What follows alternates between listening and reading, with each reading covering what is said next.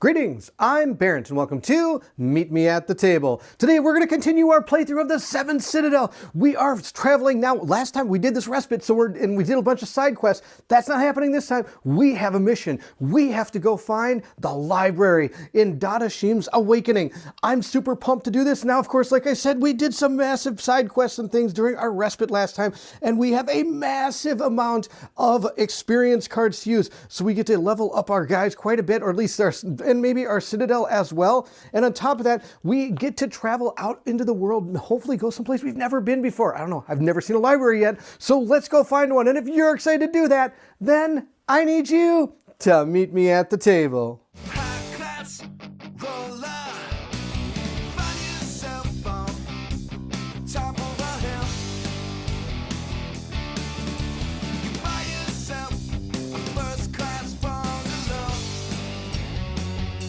Here it is, the Great Library. This is our next mission in the 7th Citadel. It looks like it's seen a little bit of better days. Let's read the introduction. The first thing we need to do is return all of their cards with the keyword temporary. Unblock all of our action cards, shuffle the cards into our discard pile to our action deck, and then we block all the cards with the keyword companion. I have taken care of all of that, so let's get to the story. Bailey, who is in charge of medical issues, brings to you the tents occupied by former soldiers. She points to the fluffy cocoons covering the canvas. This is what I wanted to show you. It looks like our new friends brought these in their packs. Don't touch them, she warns, holding your arm. If left alone, they multiply slowly, but when you try to remove or destroy them, they proliferate. Once attached to the skin, they weaken their hosts and, who knows, maybe even cause its eventual death. Several days have passed, and the cocoons are now sprouting around the camp, including on the cloths or skin of several of their community members, who are sick with worry. You have tried to contain the cocoons, but they have continued to spread. You have no other choice but to isolate the infected. Tensions are rising between the community and the former soldiers who are accused of having brought this infectious affliction with them. When at your most desperate moment to find a solution, a man asks to see you. Do you remember me? I was part of the convoy that attacked by Rydla. Have you thought about the Dadashim's Citadel? Perhaps the solution is hidden there. According to the reports, that's where the soldiers were infected. The danger is real, and consider this option as a last resort. In that case, the Waterbank Library? It remains the greatest source of knowledge in the collapsing land. The master librarian has labored to enrich it with the support of the chain, whose links bring back to him the works they discover. Perhaps you can find a book about this ailment. After careful consideration, you decide to go to Waterbank. There are no better leads anyway. On the day of departure, Walton interrupts your preparation for your trip. Here's the new version of a ground shriver that I was able to complete. It should be more effective than its predecessor. Have a good trip and be careful. Now, I also want to point out this. This is the symbol for our quest this time, and we do have a goal. The primary one is to find a book about the curious infection. You must go to Waterbank's Great Library to gather information on the best way to fight the spread of cocoons. Before we go out into the world with our preparation, I'm just going to do all the stuff we can do at our Citadel. The first one is I get one for each of our attributes here, and I've done that on the other side. The next one we're going to do is gain a 190 card, which is a Gladius. I'm going to give that to Denim, mainly because Brooks already has one. The next thing is I do get an amulet based on this down here. This is my 345 card that I had in my journal, so I'm going to shuffle up our 286 cards with a good old truffle shuffle here. We're going to pull one, and that is going to be our amulet for the day. We got Amulet of Fate. When you lose one or more life points, take 2 13 cards and try your luck. If you reveal 2 Lady Luck is on your side cards, prevent the loss. If you reveal 1 Lady Luck card on your side and 1 Jinx card, prevent half this, and then round it down. Selected, discard this. Once it's used, it's going to be gone.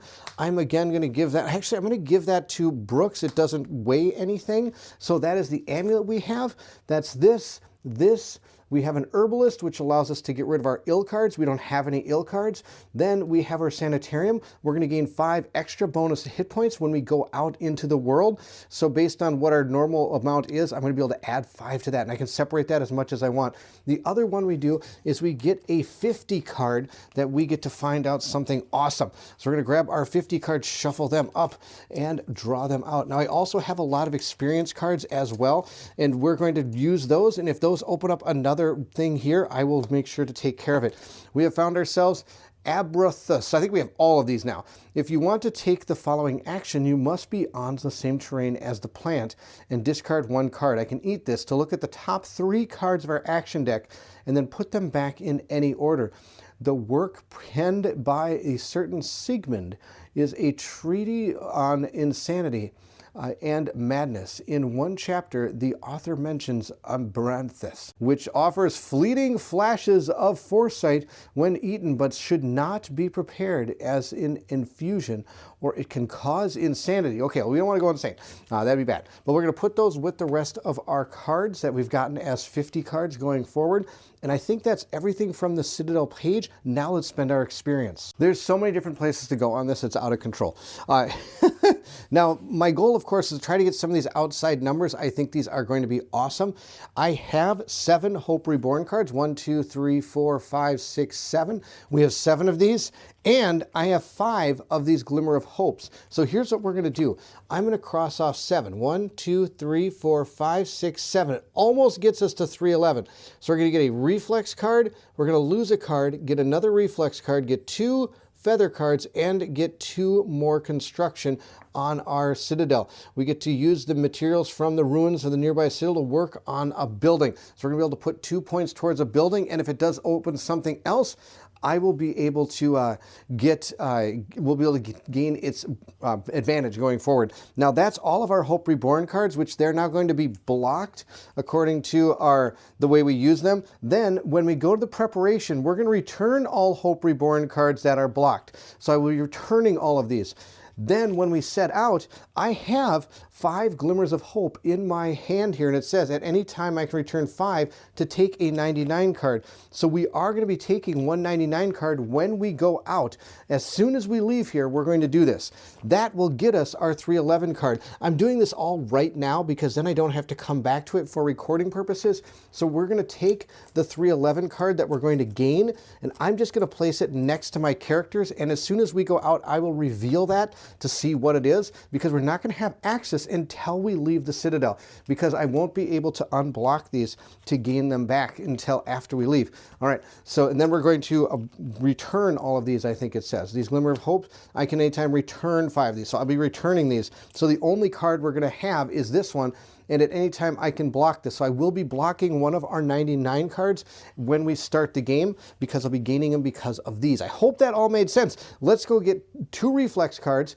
Oh, here I can get rid of 2 cards. I think what we're going to do is get rid of a Fortitude card and an Intuition card. This is what we're going to, one from Denham and one from Brooks. Those are the 2 cards we're going to get rid of. So I've done that. Now we get 2 reflex cards, 2 of our feathers, and then we also get to construct 2 points into a building. The 2 points we're going to use, I'm going to put them in the gambling den. We're going to give this a shot. It says here, during the preparation phase, if you're at the Citadel, 1 player rolls a die. If they get a 4, 5, or 6, I get a 199 card. Oh, it's so sad. I don't have a way of re-rolling it. Okay, well, that was fun. The sad thing is, I should have maybe put it now that I lost. I think I should probably put it somewhere else because I could have got something for real, but oh well, that's okay. That was fun. The next thing is we're going to gain a reflex skill, so I'm going to give these a good old truffle shuffle here. We're going to gain 2 of these actually. Now I'm going to draw 1 and be able to put it in somebody's deck. The first one is reflex. Immediately after this is revealed, you get 2 defense during the consequence step. I'm going to give this to Brooks. That's going to go in his deck. This one is going to go, well, it looks like the same thing. Immediately after this is revealed, you get 2. And okay, I'm going to give that to Denham, whatever. So they both did the same thing. That's kind of funny. I get 2 cards I can place on this map, and since we're going up here, I'm going to reveal these 2 cards. The first one says, does the Albros Pass still allow passage across the Terminus Gargoyle River. Has Fort Shade held up against the burrowers? Is the smoking plain still traversable after the many battles fought there? So many questions to which you hope your scouts can provide an answer. During the preparation phase, if you're at the Citadel, flip this and read the dialogue whose number can be seen in the upper left corner. So this is 113. That's the one that goes in this direction. So I'm going to take a look at this thing. We have the Stranger's Tent. Oh, we've been to a lot of this place. Remember the Stranger's Tent? And I think we've been to Fort Shade before. And we actually went to the Smoking Quarries. This is a vile road that I totally screwed up on in one of my playthroughs. That's pretty awesome. We're going to go up here too as well. Number 82, you have asked a small group of scouts to go to the east coast of the Bottomless Sea. When you get back to the Citadel, you can learn about what they found there. During the preparation phase, which is now, if you're at the Citadel, flip and then read the dialogue whose number can be seen in the top left corner of the card. Now, hopefully there's some ways we can go here. A gurgling coaching inn. We have a shell, we have a deep sea mine, there's a wind cross. Okay, these are, I kind of wish I would have got this earlier because I also could have opened this place over here, which is where we want to go. Here's that water bank right here, but it's over on the other card. In order to get that card, I needed number 89. But for now, we're going to read 113 followed by number 82. We reached Fort Shade by taking the Abros Pass. The bridge is in bad shape, but it's still the best way to cross the Gargoli, although I'm not sure it's the same river it used to be. The old garrison is abandoned. On the way back, we bypassed a fragmented terrain not far from the crevasse, and we came across a strange tent. I don't know how else to put it. I swear it was open, and yet we were unable to get inside. If this is your first time reading the dialogue book, it is. I'm going to gain 1 towards my knowledge. And at that point, my knowledge does go up to 14. And in case people are interested, my influence is 19, my defense is 14, and my production is 15. That is where we stand on all of our different stats in our game. All right, that's 113. Once we crossed the pit-deep bridge, we went up a long, windswept path that leads to a coaching inn. According to the keepers, Kel and Waterbank are slowly recovering and trying to shake off the aftermath of the War of the Worms. The coaching inn provides safe passage to both cities, but we had nothing to barter. We continued on foot to the Shell, an evocatively shaped landform from which there is a good view of the surrounding area. We met a fellow on the way who told us that he had worked at the deep sea mine, where they extract a useful ore. It has no equal for killing weeds, and can be used to make excellent mortar. On the way back, we avoided an area infested with burrowers, but overall, we can say that we did well. This is our first time reading the dialogue book, so again, I get another knowledge, bringing my knowledge up to 15. Now we've completed all of that part, we're going to jump into our preparation. The first thing is our ground shiver is now level 7. So we've checked that off on our Citadel leaflet. I've already done that. We're going to reset all of our life points to 0 and then bring our characters up to 40. Now remember, I get those extra 45. So I'm going to give Brooks 42 and I'm going to give Denham 43. Each player now is going to draw 2 cards from their action deck. So we're going to give these a good old truffle shuffle so that our characters can get some new action cards and not have the cards that I bought on top of the deck. All right, or not bought, but gained. These are Brooks's cards. He is going to start with Reflex, which is absolutely hilarious because now immediately after reveal, discard the cards from your hand in order to take this class icon. Okay, that's funny. Oh, but he doesn't get Determination. That's awesome. But this goes, I guess, right as discard pile. You know what? I'm just going to draw another card. That's just no fun. We're going to draw another card. Now, I know that's probably not what you're supposed to do, but we're having some fun. We're going to draw another card. There, we'll draw this card. So he has actually 2 cards here. Ground Shiver Knowledge. I don't think I'm going to be able to use that either because we do have a pretty high Ground Shiver number, but that's okay. Let's draw Denham's cards. We're going to shuffle up Denham's cards as well here. Give him a good old truffle shuffle here and draw out a couple cards. We've got our Onward, which is going to be at -3, and our Ruthless Attack. At this point, we are then going to unblock the Companions, which I don't have. We'll redo our Hope Reborn cards, and I've kind of already discussed a little bit about how that's going to go through. We're then going to set up our world map, and if we have the Kel column in play, we get to start at 238, which we do. Before we start out on the map, let's just quickly go through our characters. Here is Denim. Denim's got a lot of interesting things. The Arcanist Potion, I don't think I'm ever going to use this, but maybe I can barter with it. It does have a barter keyword, which should help. We have a net, we have a hatchet, a gladius, we have that piece of Allenbeck, which is right here, which allows us to only be able to, it lowers the amount of cards we can have in our hand by 1, but this increases the card we can have in our hand by 1, so she can still have 3 cards in her hand. She has a spiky conj, which is a projectile. It is music, I have to remember that, and fragile. These are our 2 cards we drew, so we're going to take her and her Allenbeck and put them out on the map. And now that we're going to be on the map, we're going to reveal our 311 card and see what we got for our characters and decide who gets it. Leadership. The development of your community is very important to you. When at least one of your production points scores increase, if you are not at the Citadel, take a 49 card. Okay, well, I don't know. I'm not going to be the 49. There's okay, whatever. She's just going to keep that. That didn't help me really at all. That's okay. Here's Brooks.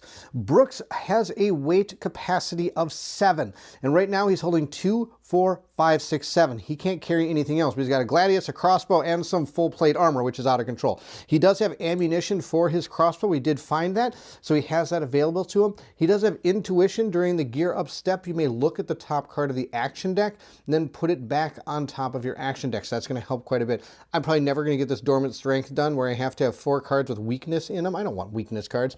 I gave him the Amulet of Fate and he's got his 2 cards. So at this point, we will place out Brooks onto the board. We'll get our exploration decks all shuffled up here and ready to go so we can put them out. We'll put a 3 right here, and then we'll put a couple 4s. There's one more 3 I have to put out there. We'll put a 4 over on this side and another 3 right here. Now, I do think we need to be going north and then west according to our map that we saw. And I do want to remind everybody that has not seen my videos, if you have been watching my 7th Citadel playthroughs, I'll be doing this exactly the same as I did with those. Every time I do an action, they will be doing the action together. That gives me the opportunity that if there is an immediate effect that I have to do, it does give me the option of using either character. Of course, there is a potential that if a detriment happens, both characters would probably suffer the detriment that we've seen in the past. And this thing will always be following me around. That's just an Allenbeck. It's just hanging out. So we're going to head right up here. I do have a ground shiver of 7, so the 5 or higher is going to be just fine. It's going to cost me 0 to look at. We'll take a look at this. Denim is going to be doing this, but of course Brooks will be helping out. It says the ruins of a building stand before you. Perhaps there's some valuable object buried under the rubble. If you would rather go on your way, discard this. Otherwise, I can spend an absolutely monstrous amount of resources to take a 13 card and hope that I find something. I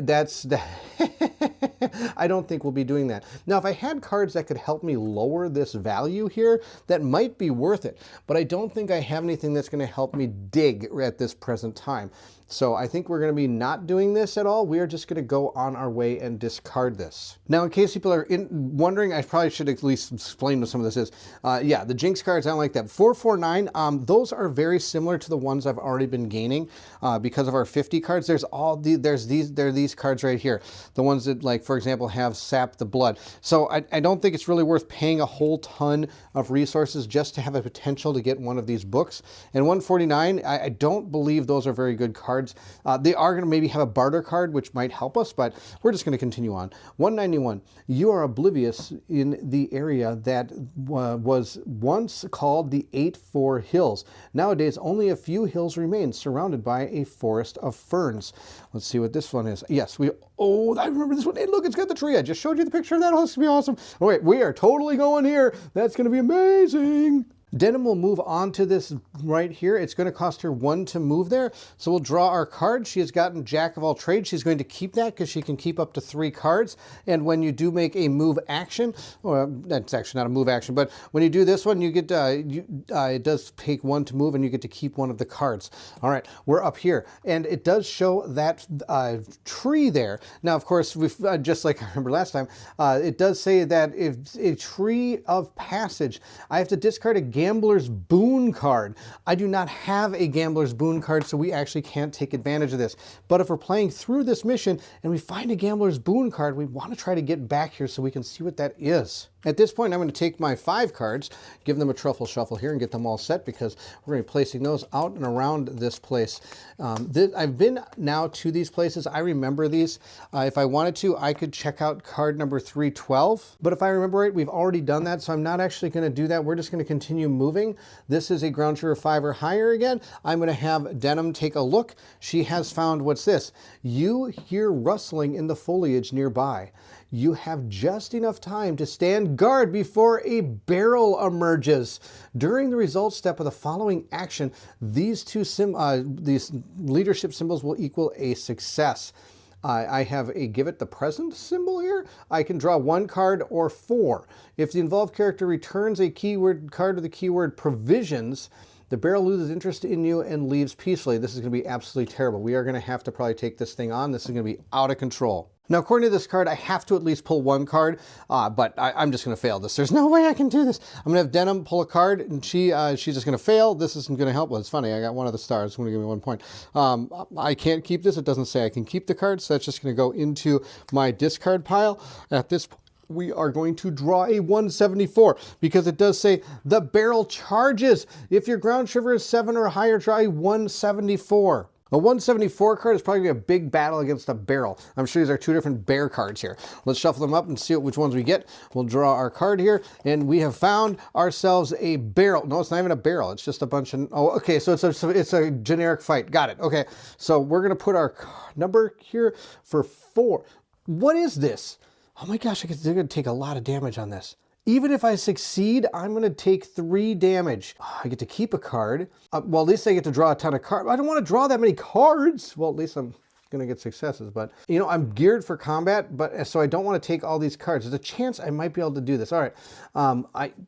I can only take 2 cards, and I need 4 successes for this first one. I'm going to take 3 damage, even if I succeed. All right, we're going to do a gear up step for this. I think we're going to have Brooks do this. Good news, he does have determination if we decide to use it, but I think he's going to gear up his plate armor, torso cumbersome, and on top of that, if I could do the crossbow.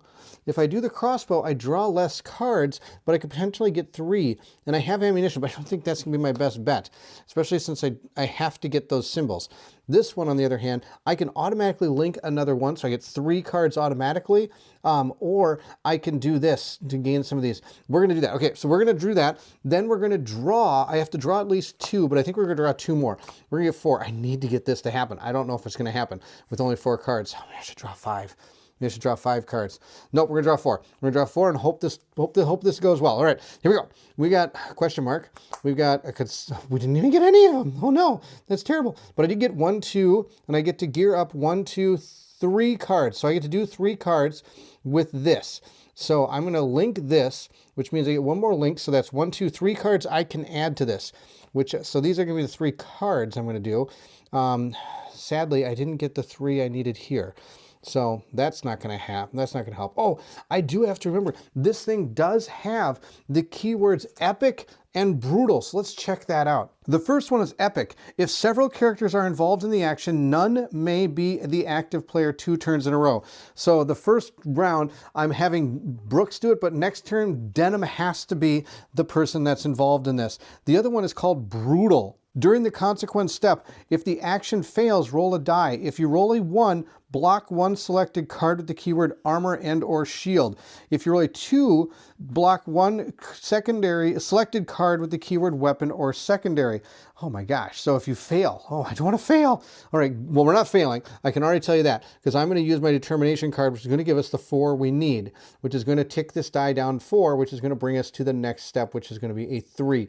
Okay, but I do have to take 3 damage because I didn't get any of the stuff to help with my armor there. I don't think I have anything else that's going to do anything. I could use my Amulet of Fate. If I use that, then I don't take any damage potentially. Or do I save this for a more brutal thing? I think I'm going to save it, get it more brutal. And this guy's brutal. We're going to take 3. 1, 2, 3. So much for some extra health that I had at the beginning of the game. That's fantastic. I do not get to keep any of these, and I have to block this card. Now these two are going to return to his inventory because these are only going to be rolled if I failed. And I did not fail. I succeeded on that, which is absolutely fantastic. That's the end of his now, and this one has to be Denim. Denim has to do this. It has to pull 6 cards. 1, 2, 3, 4, 5, 6. I have no choice about this. There's automatically a 6-card limit that I have to pull 6+ cards. So I'll pull 6. I need 3 successes. I'm going to be just fine there. I am going to use my Gladius, I guess, to maybe get some more successes. I don't really need any. I'm pretty sure I'm going to get 3 successes with this. I don't need anything else. No, I don't think so.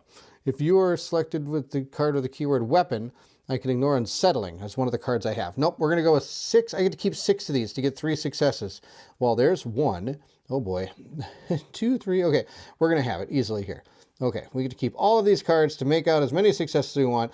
1, 2, 3, 4, 5, and we got 1, 2, 3, 4, 5, 6. 6 successes. 6 successes are way more than enough we need. We're going to get rid of those. Oh, I forgot to take a 100 card. I do get a 100 card for this extravaganza. For Brooks, Brooks gets this. It says roll a die and apply the following consequence. All right, I get to roll a die and perform the following consequence. I got a 2. I get to take a 151 card. That is our You Are Unleashed card. That's anytime I can get rid of Exhausted, and I ignore Unsettling. Unsettle, and I get 3. Oh, where was this just a little while ago? I could use it to stop. Okay, hopefully I can use it down here.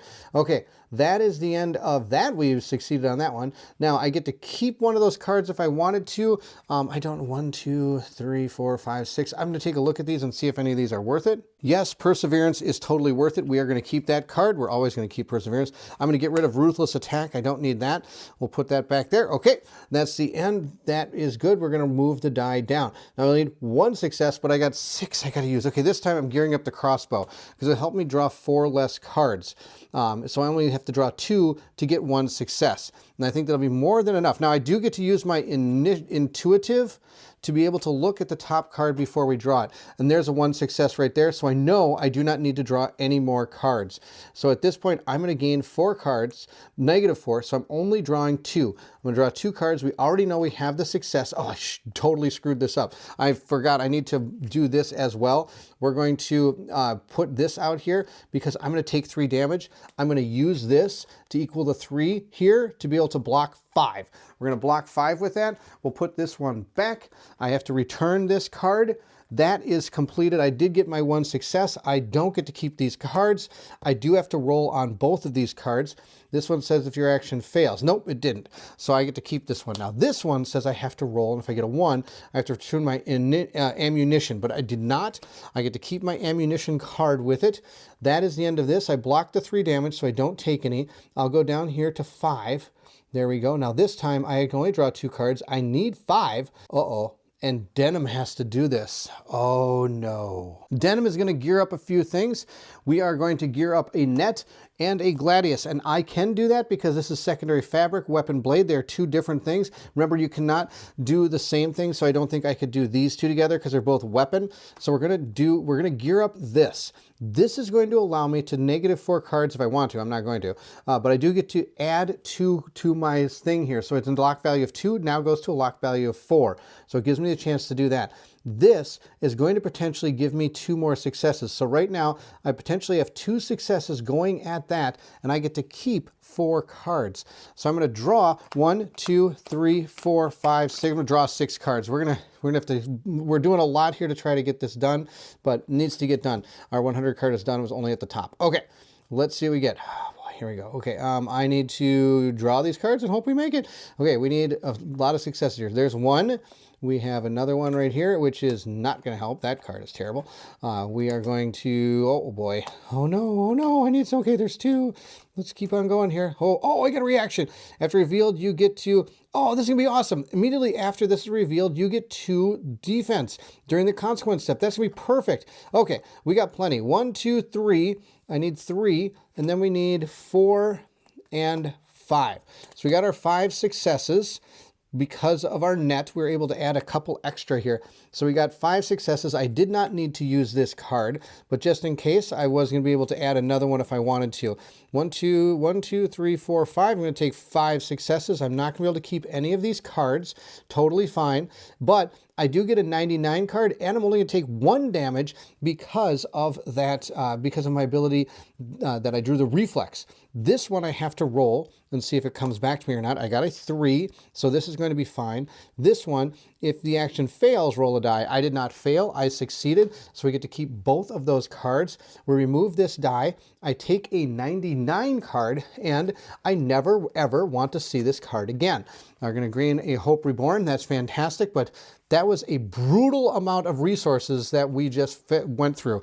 We did get to see what the 100 card was. That was kind of cool. And we got to use it, which was really, really helpful. And now I'm going to put this into the past, and I'm also going to put this into the past as well. But before we do, I get to gain 2 5 cards. And that actually helps us out. We found a couple pieces of food here, which we can add 5 to our deck if we want to. And we have now provisions in case we need them. So I'm going to give 1 to each of our characters. And I think we're going to continue on by putting down a 269 card. I believe we've been here as well. A field of rock pillars stands between you and your destination. Crossing it without falling is a risky option, but it's probably the fastest. So put this out here. I think that's the way we're going to have to go. It's going to cost us 2 more to go over to this area here, but I'm going to use, I think I'm going to use this card. No, actually, I was going to use this card, but I think I'm going to save it now that I see how many I need to remove off that one. So she's going to pay 2 to move over to this one. She gets to keep one of these cards if she wants to. I don't know if we're going to. I have On the Double, which allows us to, oh, this is that one where I can, if I don't have Cumbersome, I can move to any place I've already been. I think I might keep that one. This one I can use to Consider. I think I'm going to discard Consider. Do I keep On the Double? No, I think we're also going to just discard this as well. I've got some good cards. Now, he gets to lower the value by 1, so he only has to draw 1 card to move. He has Reflex card. All right, put that in the discard pile. I can't even keep it. We'll place out some new locations here. We've got 4, and we've got 3. And then we have to decide which way we want to go. I believe we're going to be going north, if I remember right, because we want to keep trying to go north and west. That's the plan. Now, I have been to these places, but I've forgotten where all these places are. Let's check out number 3. If it is another barrel, I'm in big trouble. This one says what? A mournful hoot followed by a flapping of wings makes you lower your head instinctively. Look at your timepiece. If it's between 5 and 9 o'clock, false alarm, discard this. My timepiece says 11:37. So we are going to discard this. We don't have to worry about it. That was awesome. Woo! That was super, super good. All right, we're just going to put down a 340 card. This states a crevasse prevents you from continuing north. Mist swirls between the rocky pillars that rise up from the depths. So here, we've been here. I know that because we have seen this place here. I could look at 278 if I want to. But I think we've already done that. I can't remember, but I think we've done a lot of the stuff on these maps. So I'm going to spend the 3 to run across this. But I'm going to have Denim use this card here to move, which is going to cost us 3 less. Then I'm going to discard this. So her move was free to move over to there. But then, oh, sorry, she's the red person. I'm going to move there, and then he's going to move over, but it is going to cost him 2 cards to move over there. Again, he could keep one of these if he wishes. Endurance, I think I'm going to keep Endurance. Oh, our second wind. I could put 6 cards back in there. That's really good. Oh my gosh, I like both of these cards. Can I just keep them both? Let's just pretend I can keep them both. The only people that will know is you. You will know I did that. But these are both really good. I am actually going to keep second wind. This one could be used. Oh, you know, I'm going to keep, nope, I'm keeping Endurance. I'm going to get rid of second wind. I'm hoping that's the way to go. I'm going to put a 3 card down here, which is going to be our next stop on our travels here, unless we want to check out these places. But again, I'm pretty sure I already did that. Now, honestly, I can't remember what that does, but it is a bunch, it looks like a green pool of yuck. This one I know is that place that I needed like an item to get in there, and I don't think I have that item. I can't remember what the item is, but I'm pretty sure I don't have it, or I would have kept it so I could use it. So we're not going to do that. We're just going to keep on going. We're going to have Denim do this with Brooks helping out. Let's see what we have found. It says, about 100 paces away, an individual waves to you. If you would rather go on your way, discard this. Otherwise, I can talk to this person for 1 card. Actually, it says down here, if your ground shiver is 7 or higher, banish this and read 584. We're totally going to do that since I've got the higher card. I'm going to have Brooks do it. Brooks is going to do it. And he's going to get rid of weak point, which I probably should not have because he needs all the combat cards he can get. I'm going to banish this and take and read 584. A young girl is kneeling beside a man lying on his stomach. Come, quickly, help, my father is sick, I need help. The man is on the ground and seems to have lost consciousness, but perhaps this is a trap. If you're suspicious and would rather continue on your way, read 533. If you approach to lend a hand, read 545. I'm going to help him out. I mean, if it is a trap, I am loaded for bear, or a barrel, I should say. We're going to read 545. My father and I were out hunting wild spiggies. I told him that they were roses of torment around, but he didn't want to lose the game. His head began to swim and he collapsed shortly before you arrived. Right? That's kind of good to know. First off, don't hunt spiggies and don't go around the rose of torment. Roses of torment, don't want to go around them. All right, it says here that I can do a cure action. I spend 1, I can only keep 1 and I get 3 successes, or 0 if an involved character choose to discard 1 card with the keyword cure. I do not have a card with the keyword cure, sadly, so I'm going to have to do this one. All right, I need 1 success. I can only pull 1 card and I need 3 successes. Really? So sadly, I don't think I can do this. I think it's impossible. This makes me really sad because the only card I have that could even help is this one, which allows me to add another thing. But then I would need to get 3 successes, keeping only 2 cards, which is pretty close to impossible. And there's nothing else in my inventory that's going to be able to help this. So I have to draw 1 card and I'm just going to fail. There's nothing I can do.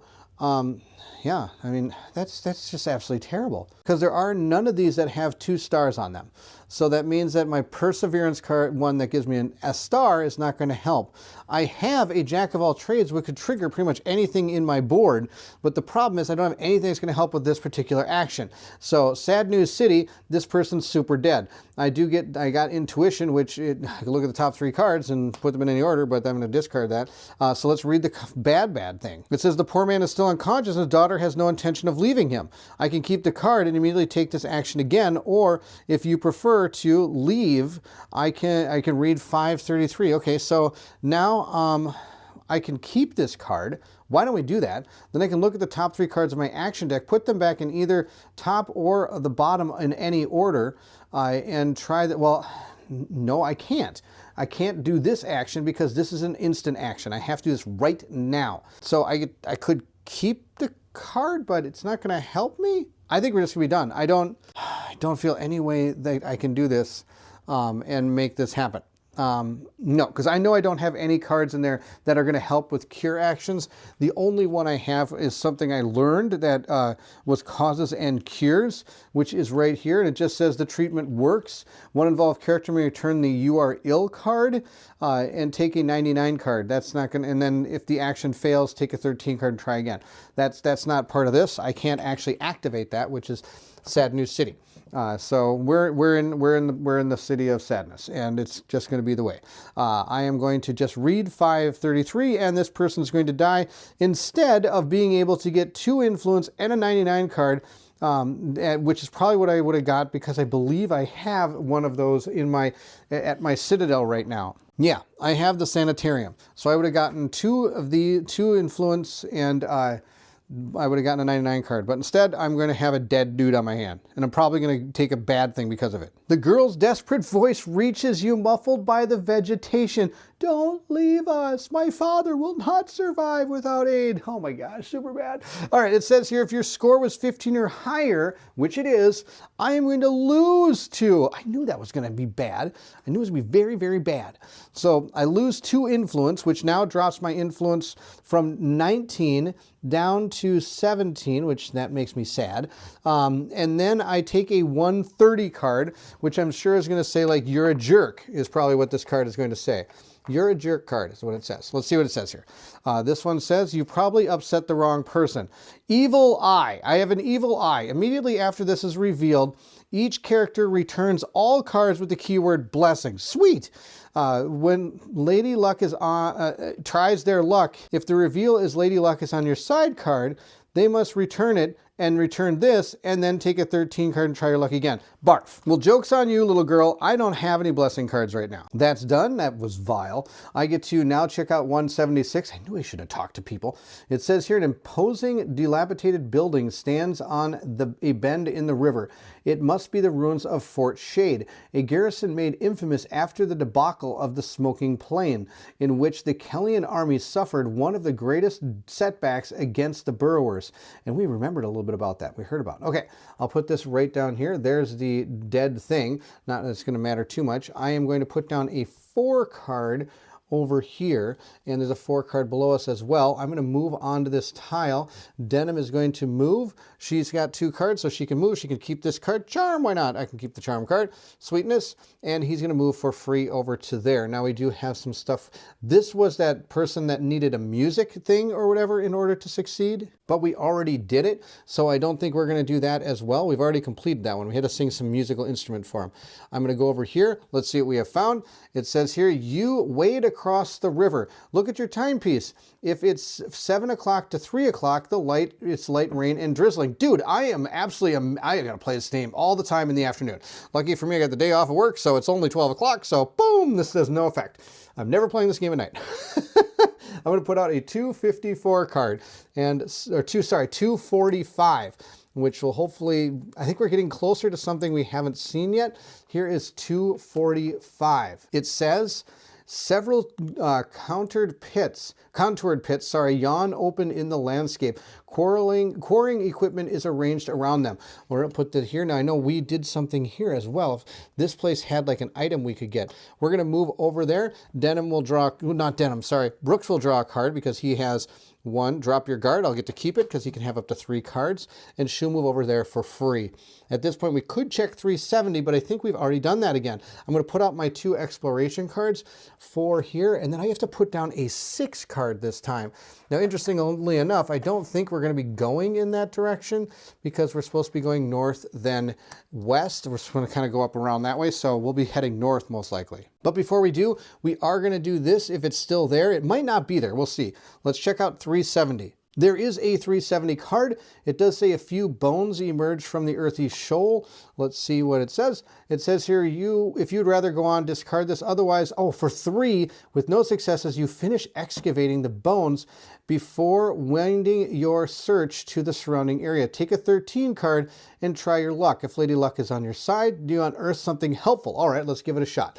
Now, lucky for me, I've got something here I can use. I've got my endurance card, so I can take 3 less cards and discard this, and then I get to check out 13 cards. Now, lucky for me, this is not Denim doing it, this is Brooks doing it. So I get to have Brooks do it. He does not have to worry about that vile evil eye card, even though this would be a great card to use to get rid of it, because if I don't fast this, it's not the end of the world. But he's not the one that has the card that can go for -3 cards. So we're going to shuffle up our 13 deck, see what we get here. It's a 1 in 6 shot, I think, if I'm right. Oh, look, we got a bunch of cards flying all over the place. Let's shuffle these up real good. All right, let's see what we got. Lady Luck is on your side. Boom! And I get to take a 49 card. We'll place this into our thing. It's the Glimmer of Hope. And now we roll a die and see what we get. We got a 6. I get to take a 299 card, and that is it. There are quite a few 299 cards, so we'll give them a good old truffle shuffle here, and we will draw one. We'll draw this one right here. Let's see what I found. Something good. A rapier. Not good. I want something that can help me. Well, I mean, this can help me. I apologize. This can help me. I've got a lot of weapons. I was hoping for like a trinket or something we can barter with, but that's okay. We'll put the rapier with Denim. Denim now has 3 weapons, and she also has a weight value of 2, 3, 4, 5. Her weight value is 5 right now, and 7 for Brooks, which is why she's just gaining all these weapons, because I don't have anything else that... I mean, I can't give them to Brooks. That's done. Let's go north. I'm going to have Denim check this out. We have found ourselves, if you are walking along a rushing river, you are walking along a rushing river when you see someone struggling not to be swept away. If you would rather go on your way, discard this. Otherwise, I can spend an absolute ton of resources and try to help him. And if your ground shiver is level 5 or higher, you can banish this and probably try to help this guy fail and then lose some more influence. Looking at what I see on this card, there's no way I can do this. Again, I can only keep 2 cards. I don't have anything that helps with this action. I do not have a rope, so I cannot do anything with that. I've got a net. You think that the net would maybe be able to help, but nope. So yeah, nothing here is going to help these. I mean, I've got combat cards up the wazoo, and I need to get other things that would help do these things. I could link another card, making that a 3. But again, I don't know if this is worth it. I'm going to discard this. We're just going to keep going on our way and wave to him as he goes rushing down the river. We're going to go up to 407. This states, it seems that you have reached the end of the crevasse that splits the collapsing lands in 2. Fantastic. I can move up there. All right, well, moving on up this way. I'm going to have Brooks move because he has only 2 cards. He has found Jack of all trades. He'll keep that. That's awesome. And at that point, we are going to be up here. Denim can move up there for free because I'm not losing any extra movement because I'm moving around. We're going to put out a couple new areas here. Here is a 4. And the other one we have to put out is a 6. There we are. At this point, I am going to use this. If you're on the same, want to take the following action, you must be on the same terrain as the plant and I have to discard a card to do it. Oopsie. Never mind, there's nothing I wish to do here. The one I would like to do on here, I have to discard a blessing card in order to do. This one, I could do this if you're on the same terrain card with that, and I had discard, return a card with the keyword blessing to unblock a card. I would love to do that right now, but I don't have any blessings to do anything with. We're going this way. Look at this. Ground shiver level 7 or higher. This is like a big time. This is big move here. Big move going up. Here we go. Denim, don't die. Let's see what we found. It says the lid of the box emerges from the ground. A coat of arms representing a bag embroidered with a skull is visible on it. If you know which Kellyan unit this coat of arms belongs to, take a 49 card. If you'd rather go on your way, discard this. I could dig this up, take a 290 and a 350 card. If none are available, the card crate is empty, and then I banish this. Now, sadly, I'm pretty sure I know that symbol. I may not, but I can't recall right off the top of my head. Let me know in the comment section below. Do you think I would have already known this? I don't recognize it. Like I said, it could be from those pikemen, spearmen, or whatever that lost that battle over in this area, but I can't quite remember. So we're not going to take the 49 card, but I am going to dig this up. I'm going to use 3 cards with Brooks to get my 1 success. There's my 1 success. I don't get to keep these cards, but I do get to take a 290 and a 350. There are 4 290 cards, so we're going to give them a little truffle shuffle here and see what we found. We found this one. It says, you found a leather jacket, but it does not offer much protection, but it's better than nothing. Sounds like something that Denim is going to get. Selected. During the consequence step, roll a die. If you get a 1, return this. When you discard or block this, return this. Okay, so I got a padded thing. She's got 1, 2, 3, 4, 5, 6, 7. That is her max. Both my characters are at max. I do get a 350 card as well. So we're going to give those a truffle shuffle here and see which one we get. We've got ourselves a smoke spitter, a bomb that releases a thick cloud of smoke when it explodes. During my attack or stealth, I can ignore unsettling, gain 2 successes and 3 little things like that. That's awesome. We're going to give that to Brooks. Brooks is going to take that. That's going to be awesome. Now, our characters are at max when it comes to their, weight they can carry. So I hope we don't find too much more. I'm going to banish this because I'm never going to find that again, which is too bad. We are going to place a 114, and I think we're going into new territory. This card states, the earth is scarred in several places. A strange stone slab looms above the dusty ground where the singing lane ends. Oh, this is where the singing lane ends. All right, we found stuff. All right, we're move up onto that place. Oh, what's this? I could go down there. Oh, wow, that sounds really, but I don't know if I want to go down there. I want to go to my destination. We'll move up there like so. It's going to cost us a card for our characters. We'll use Denim. Denim will move. I could keep this if I wanted to. Resolution. 2 of these equal a success. I don't think that's worth it. We're going to get rid of that, and we're going to move up to this area. Brooks doesn't have to pay anything to do that. And we'll place out some new exploration places just like that. Now at this point, we haven't been to these places. I'm not going here because that's going to be something that's going to clear our board. And that's not part of this, I don't believe, part of our deal here.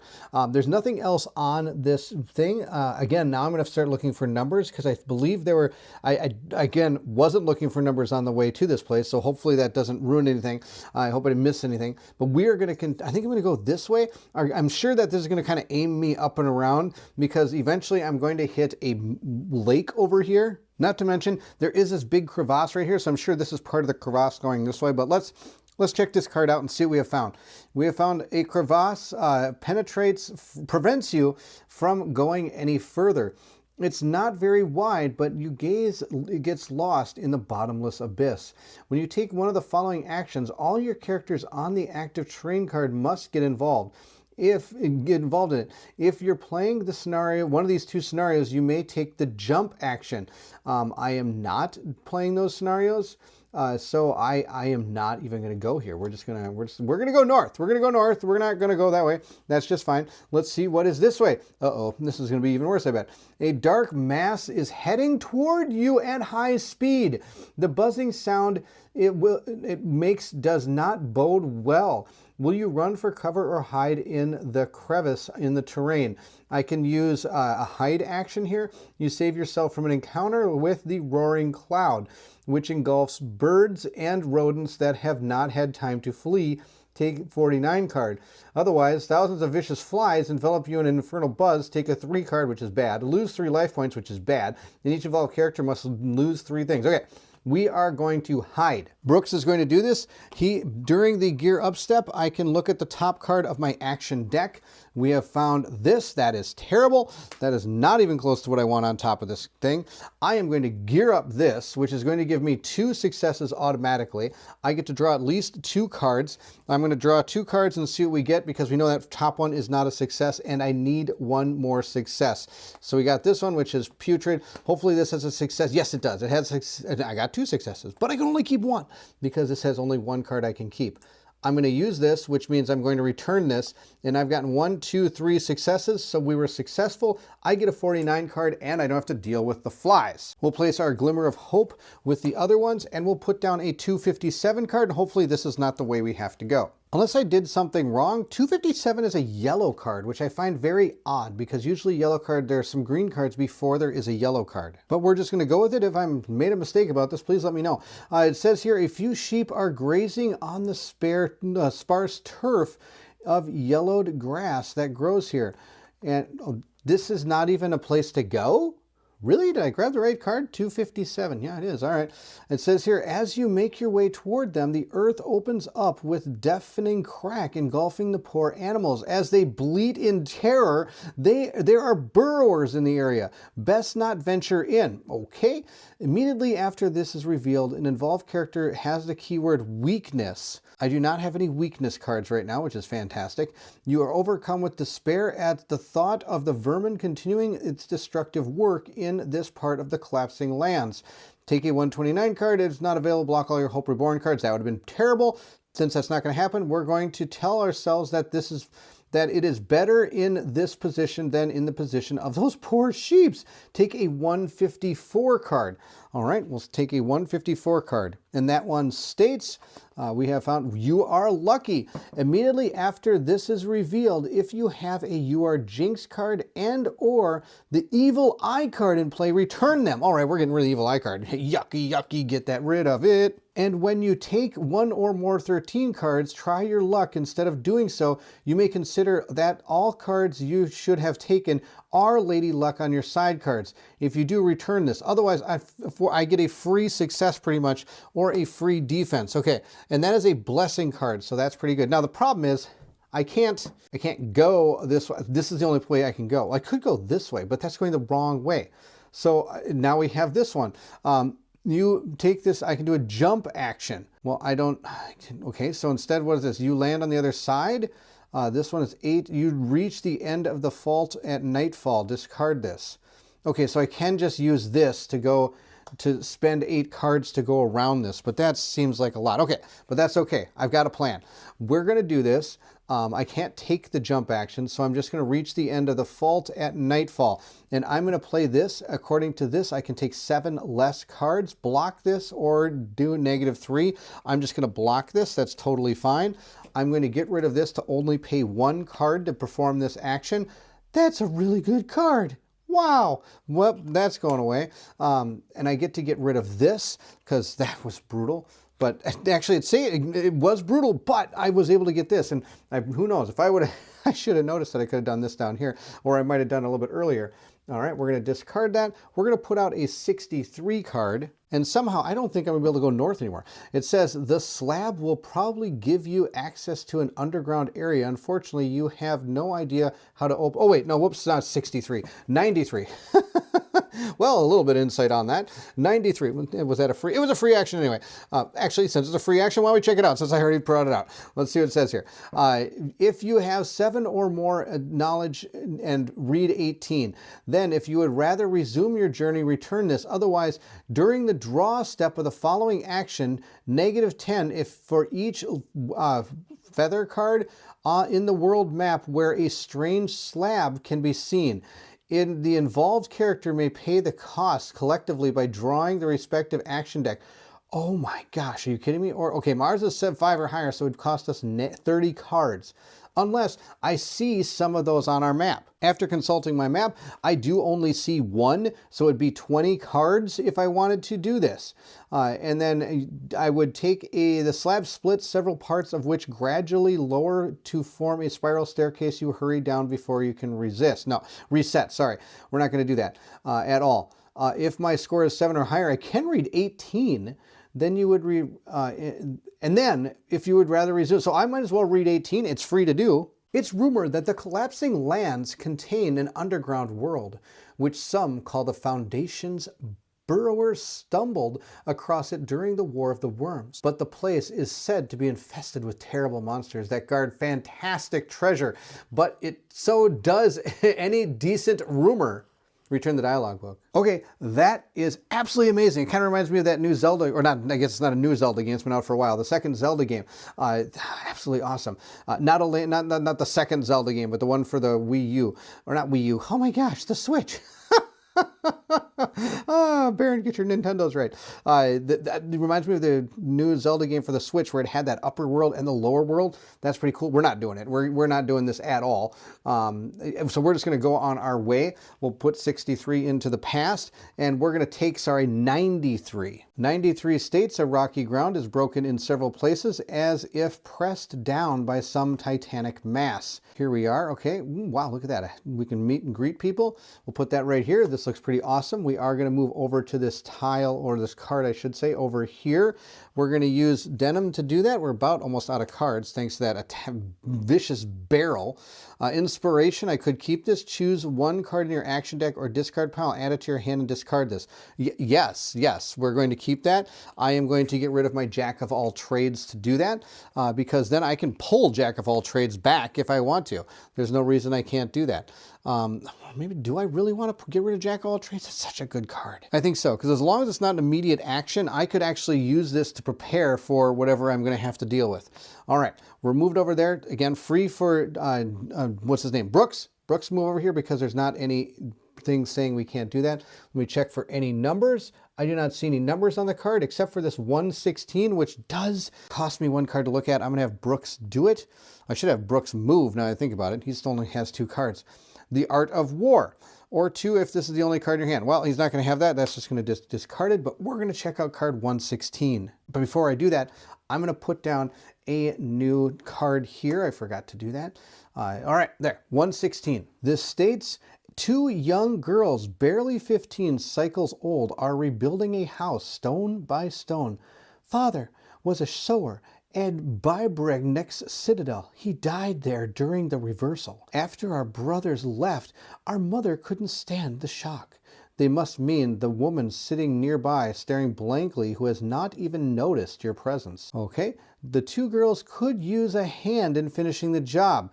Well, that's not going to happen because look at this. This is out of control. If you have, oh, I see. Okay, nope. Again, I probably screwed this up again.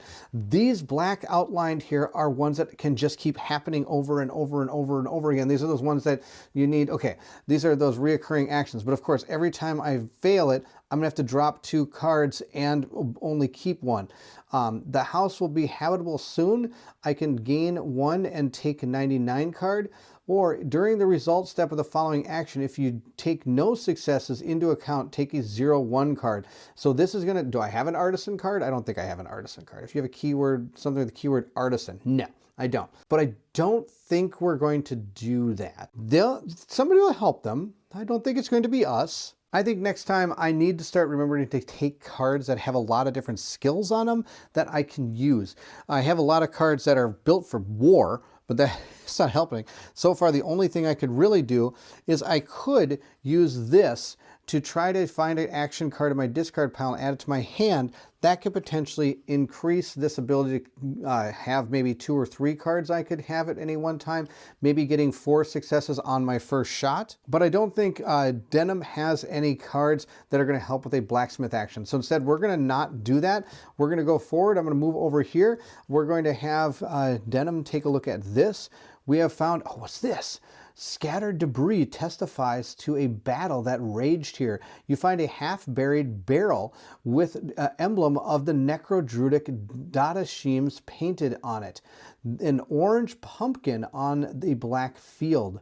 It is too damaged to be transported, but still contains some omnicurate juice, a pasty sap used by legions to heal the wounded.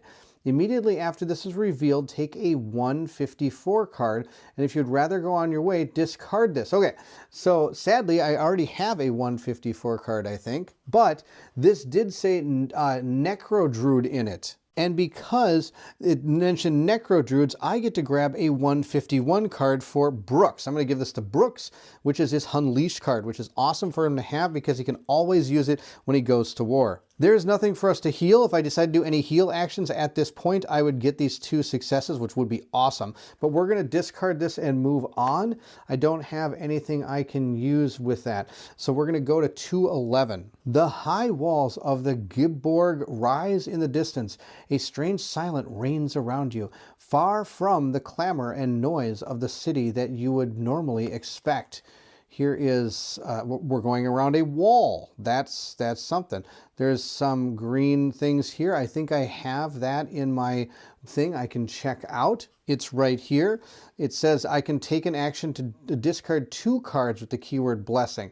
And if you have a You Are Ill card, you can return it and take a 99 card. So that doesn't help me right now. Totally fine.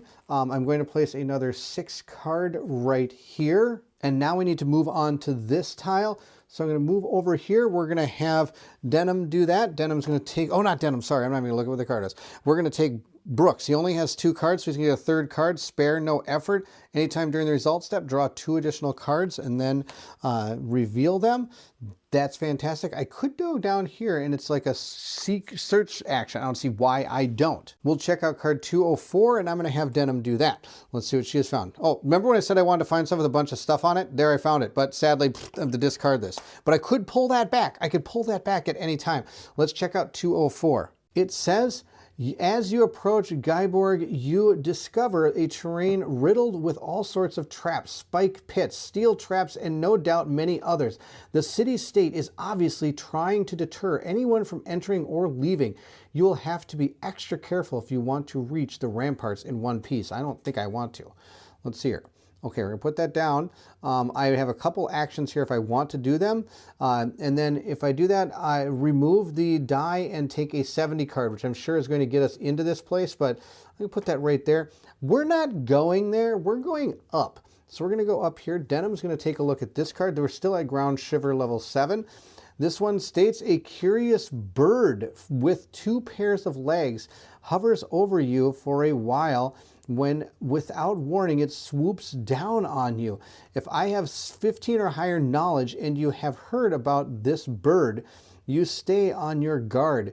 During the result step of the following action, I can do that into an star. But sadly, I do have a 15 higher, but I have no idea what kind of bird this is.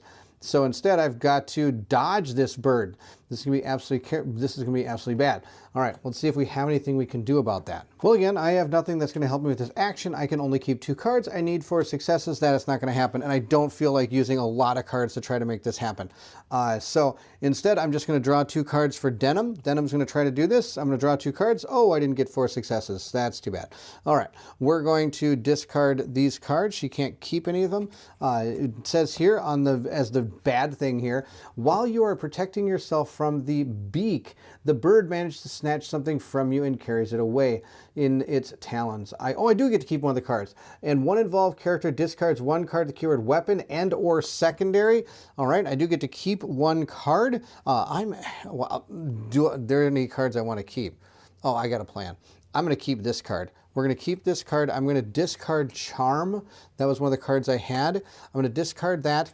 And then I am going to discard my Gladius. This is the one I'm going to let it take. It's going to take this. Discard 1 card. I'm going to discard that into the past. This goes into the past as well. It's okay if I got rid of the Gladius because I can get those back at my Citadel. I'm going to go to 115 and see what it is. I think we're going around the wall here. Let's see what it says here. A building toppled by a dome is perched on a rock outcrop left, untouched by the burrowers. Here we are. Okay. Oh, I can still go up, thank goodness. But look at that place. That place looks pretty awesome. I don't see why we're not going to go check that place out. We're totally going to check that place out. I'm going to put that right here. At this point, we're going to move. I'll have Denim move. Denim's going to grab 1 card. This is her last card. She is now out of cards. Authority. I can, let's see here. Yeah, I'm just going to discard that because the one I have is actually better than that. We are now here. I'm going to check this out. I'm going to have Brooks take a look at 117. And he is going to do it with Deceptive Strike. I don't get to keep this card. I'm going to discard it just because we have to. I need 0 successes, so we are good. And then I'm going to check out 117. That place looks awesome. Right here it says, a sophisticated metal ladder leads to an imposing building. There is a clattering of cogs coming from beneath the roof where a giant sail is turning. Okay, so it's kind of like a windmill. Let's see, the woman who lives there is a former machinist. She constructs machines without a care for the tenants of the Planes and Mechanisms Guild.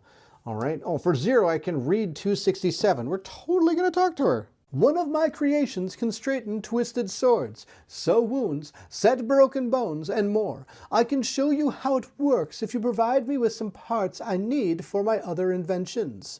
I don't have much time to fetch them myself. If you'd rather resume your journey, return the dialogue book. Otherwise, you may take one of the following actions or both. If you want to take the following action, an involved character must discard a flute, a mirror, or a spool of thread. Don't have those. If I did, I could unblock a weapon or return an injured card. The next one says, if you want to take the following action, an involved character must return the Shard of Caroline card or banish a cooking pot or juice extractor. I don't have any of that at all. If I did have any of that, I could get a 99 card and get 2 more on what is it, production.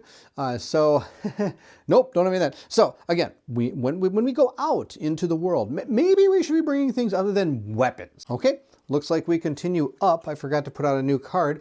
Now, this cost me nothing to do, so Denim is going to check this out. It says, a man is crouched beside his cart. I'm on my way back from the city after delivering wood. I have to be back before dark for my kids will be worried. But the darn wheel will break if I don't do something. Could you give me a hand? I can compensate you or drop you off on your way near the shell if you prefer. If you would rather go on your way, discard this. Otherwise, I can do some of these. Now, this is every involved character has to do this, and then discard this and read 363. Or I can do this type of action and then or for the same thing. Otherwise, the wheel still squeaks and it's going to cost him 1. I get to keep a card, but I fail is the deal. But there's no, I think I could try to do it again. Helping this guy out is going to be huge because going to that shell, I think will save me a ton of time, which hopefully will make up for all that, for that barrel attack. I am going to do this. I need to draw 6 cards, and then then after that, I need to get 7 successes. Brooks happens to have 6 cards in his action deck left, so after this, none of my characters are going to have any cards in their action deck, so I'll probably have to rest anyway. But I can only keep 6, but I do have to draw 6. I don't have anything that's going to help me with this. I mean, I have some cards that can kind of help me, but I can't lower the number or anything like that. So we're just going to draw 6. Now, this one would be almost close to impossible. Maybe not. I do get to look at the top card of the deck, and it does have 1 success and 1 success. But he doesn't have anything that's going to give him any extra successes. I could have had, what's her name do it? Denim, which would have automatically gave me a 6. We're just going to draw the 6 cards. I think we'll be just fine here.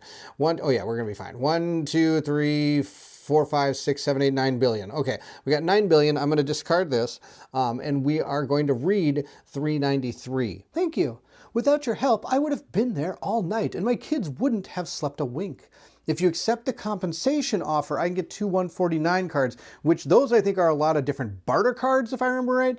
The other one says, if you would rather have him drop you nearby the shell, return all the cards and the board, and in the past, put a 168 into play. Each player places their figure on it and return the dialogue book. And that is what we're going to do. Here we are out on our new map. I'm going to place down our exploration cards. We have 6s everywhere. I don't see why we don't check out the conch, because that's a big deal. Before we can do that, we have to get some cards back. We have nothing. We have no cards to draw, so we're going to have to put cards back into our deck. Now remember, for every 2 cards, it's going to cost us 1 energy. So 1, 2, 3, 4, 5, 6, 7, 8, 9, 10, 11, and I have 1 extra card. So we're going to give these a truffle shuffle. I'm just going to pull 1 card out, and that is the card that's not going to go into our deck. Oh my gosh, are you kidding me? That is probably one of our best cards we have, and it's not in my deck. Okay. I have to try to figure out how to get that card. I do have choose 1 card in your action deck or discard pile and add it to your hand. Discard that. I don't think we can get that card in our hand. That'd be great. But I do have to lose 11, so we're going to go to 31. Then health for Denim. Brooks is also going to gain all of his cards back, at least the most he can. It's probably about the same because I've kept these decks pretty close to the same. We'll mix them all up. We've got 1, 2, 3, 4, 5, 6, 7, 8, 9, 10, 11, 12. So he's going to lose 12. We're going to go 9, 8, 7, and then 1 more down. So we're at 27 health for him, but we're going to get all of our action deck back, which is super cool. All right, we have our deck. We're good to go. Now we're going to go start exploring where we are now. And you know I'm totally going to this place right here. So we're going to have Denim check this out. It's 312. It's going to cost 1 card. Now, before I do that, I think I am going to use my improvise. I am going to choose 1 card in your action deck or discard pile and add it to your hand. Discard this. I'm going to discard this. I'm going to grab our determination card. So now I have 2 extra successes that we have a chance at. I'm going to draw card number 312. There are 2 different 312 cards. We're going to give them a good old truffle shuffle here. Mix up a little bit here. We're going to draw this one and see what, we should see what it says here. It says, getting to the top of the promontory is more challenging than you anticipated. See what it says. To make matters worse, the weather has turned and the clouds obscure the distant landscape. Discard all 312 cards from the adventure deck without revealing them. Each involved character who has a card with the keyword weakness must discard 3 cards. If no involved character has the card weakness, one of them takes a 153. All right, so I get a 153 card. We'll grab that. And we'll place the other 312 card into the past without knowing what it was. 153 states, you are in shape. I'm in shape. Wow, that's I haven't been in shape in a long, long time. It says here, if you have a card with the keyword weakness, I can return it. On any action, I can take 4 less cards or ignore the discard penalty. That's awesome. We're going to give that to Brooks, I think. Brooks is going to be unleashed. He's going to have that you're in shape. It's going to be great. Maybe I should give it to Denim. Yeah, we're going to give it to Denim. I lied. Denim is going to take that. She's going to love it. That's fantastic. All right, now we're going to continue on our journey. We're going to go this way from the shell, because I think that is the way we go according to our map. Yes, this is the way. Let's find out what we have found. We have found a man is crouched beside his cart. I'm on my way back from the city delivering wood. I would have been back before dark. Oh, wait a minute, I think this is the same card we just had. Well, I had to put everything in the past. So this was in the past. Would you rather go on your way? I'm going to go on my way. I have no need for that card. Wow, that was absolutely hilarious. I did shuffle everything up. That's out of control. All right, 143. We're going to put that card down and see what it is. We have a path runs along the edge of the bottomless sea. Too steep to descend, you contemplate the gigantic basin and imagine the time when the waves once licked the shore of the surrounding lands. You were not studded with wormholes.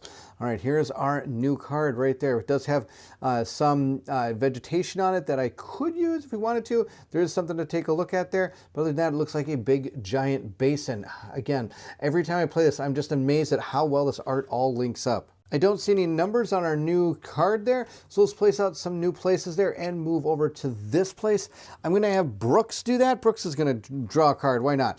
I am going to keep Blacksmith because I have found that I need these more than anything else. Every time I try to do something, I don't have cards for it. So we're going to discard Spare No Effort and keep our Blacksmith card. And then we get to move over here for free with Denim. It is free to check out 370, so of course we're going to check out 370. Why wouldn't we? We're in a totally new place. There's got to be some really cool things around here. Hopefully nothing that eats us, but hopefully something cool. We have found a, what does it say here? A few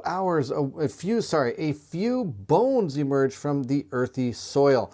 We found this card again. That's hilarious. It's right over there. There's multiples of these. I, of course, am going to dig this up. Now, the thing is, I don't have that card that makes it so I can pay 3 less this time. Unless I want to use my You're in Shape, which would allow this to be -4 cards. I think we're okay. We're going to have Denim dig this up. It's going to cost 3. So we're going to discard, we're going to draw all 3 of these. We're just going to discard them all. I'm not going to get them. They're probably, oh, that one would be kind of fun because it's got a lot of icons on them. A point now where I want to try to find icons, I think, more than anything. Okay, this is going to draw us a 13 card. Let us shuffle up our 13 cards here. Give them a good old truffle shuffle and draw one and see what we found. We have found a Lady Luck is on your side. Return this. Yeah, we love it when Lady Luck's on our side. All right, at this point then, we're going to roll a die and see what we get. We're going to roll dice, see what we get. We got ourselves a 2. We're going to take a 249 card. There are 3 of them available to us, so we're going to just give them a little truffle shuffle here and see which 249 card we get. We're going to take this one. We have found ourselves an Orator's Potion.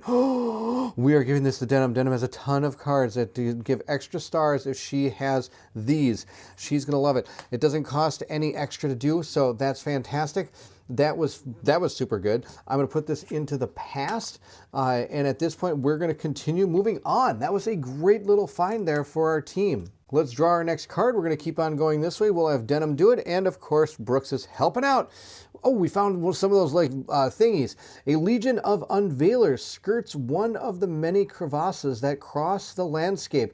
After the ordeals you have been through, you are not unhappy to come across these harmless ladybugs. Or unveilers, take a 413 card, put one unveiler's figure into play. Then available, move that one that is in play to the terrain card and replace this. Or if it's not possible to activate on the active player's terrain card. All right, so we are going to put a, put Unveiler figure into play. If none are available, move that one that is in play on the terrain card that will replace this. Okay, so we got to go to 135. We'll grab a 135 card. Then at this point, we're going to put an Unveiler on that particular card, and that way we'll maybe do something over there. This says, at the top of a cliff, you spot some ruined buildings beyond which stands the first house of Waterbank. Here we are. This is a new area. This is going to be super cool. Look at this. There's a little pulley system and everything on here. Looks awesome. It kind of looks like back when playing Final Fantasy XIV, it had a little area like that in one of the starting zones. It does going to cost us a little bit more to get through, but that's okay. We'll place it right over there. And here's our Unveiler. We will put that right there. And we already have that card. If when an Unveiler figures on your terrain card, you may take one of the following actions here. So we have the ability to spot it if you are more interested in the ladybugs and what they are buzzing about. But at the end, scaring them away, return the Unveiler's figure on your terrain card and take a 399 card. Or I can dig vigorously. There's end up scaring the ladybugs away. Return one Unveiler figure to your terrain card. Take a 400 card. So we're going to put that. I have that in my pouch already.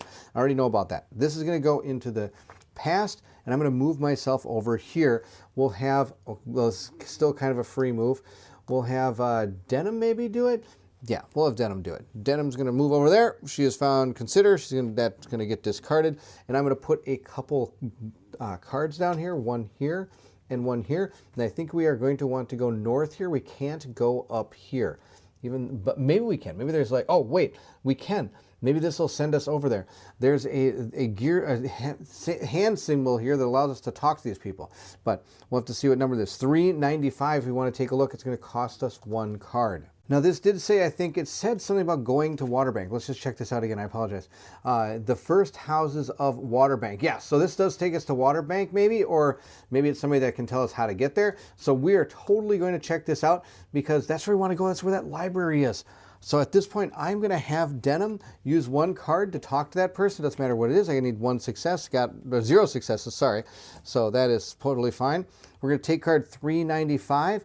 And this card says, several people are at the foot of the cliff waiting for the freight elevator to be lowered, which will grant access to Waterbank. Behind a desk where a thick register is open, a woman in a green toga observes the scene. So here we are. Oh, that looks cool. Are there any numbers on this? We have to look for numbers. Well, we know that that's not the symbol of the skull. Remember, we forgot about the skulls?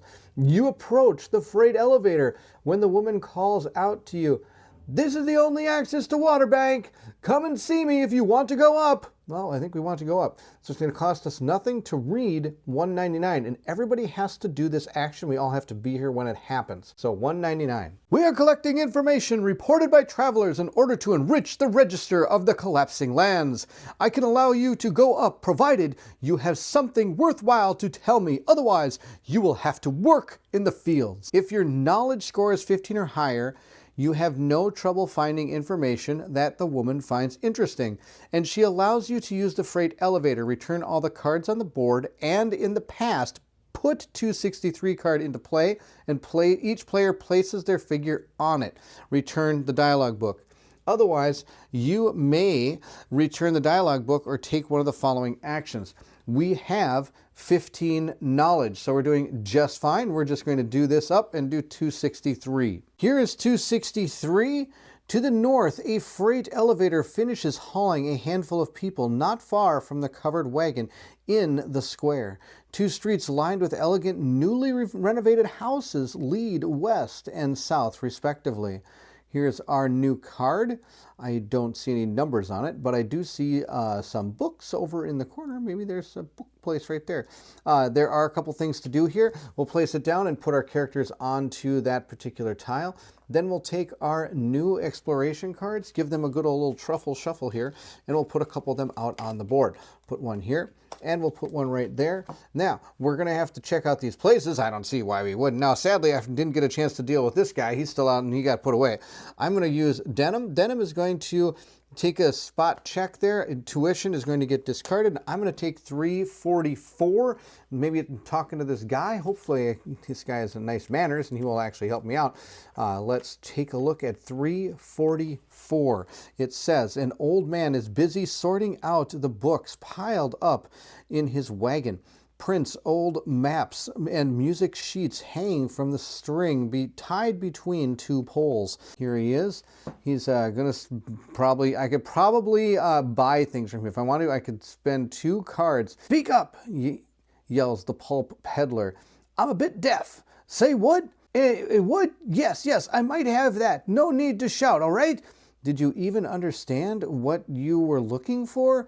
I can keep a card from one of these 2 cards and read 167. I don't have to do that right away. I think I'm actually not. I'm going to hold off. We're going to check out the other one, which is over here. Denim is going to, actually, I'm not going to look at this place because I think that's the way off. I bet it's just like that other town. I think this was the spot that, like, there was one thing on the map that told you how to get out of here. So maybe I do want to speak to this guy. It's the only thing to do there. We'll have Brooks talk to him. Get rid of 2 cards, but I get to keep one if I want. Enchanted projectile. Nope, I'm going to keep powerful. I am going to keep powerful, and I'm going to get rid of this one, which could be anything, but that's okay. With a lot of strength cards, he's got power everywhere. It's going to be really good. I'm going to discard my Jack of all trades, which actually is kind of a card I need as well.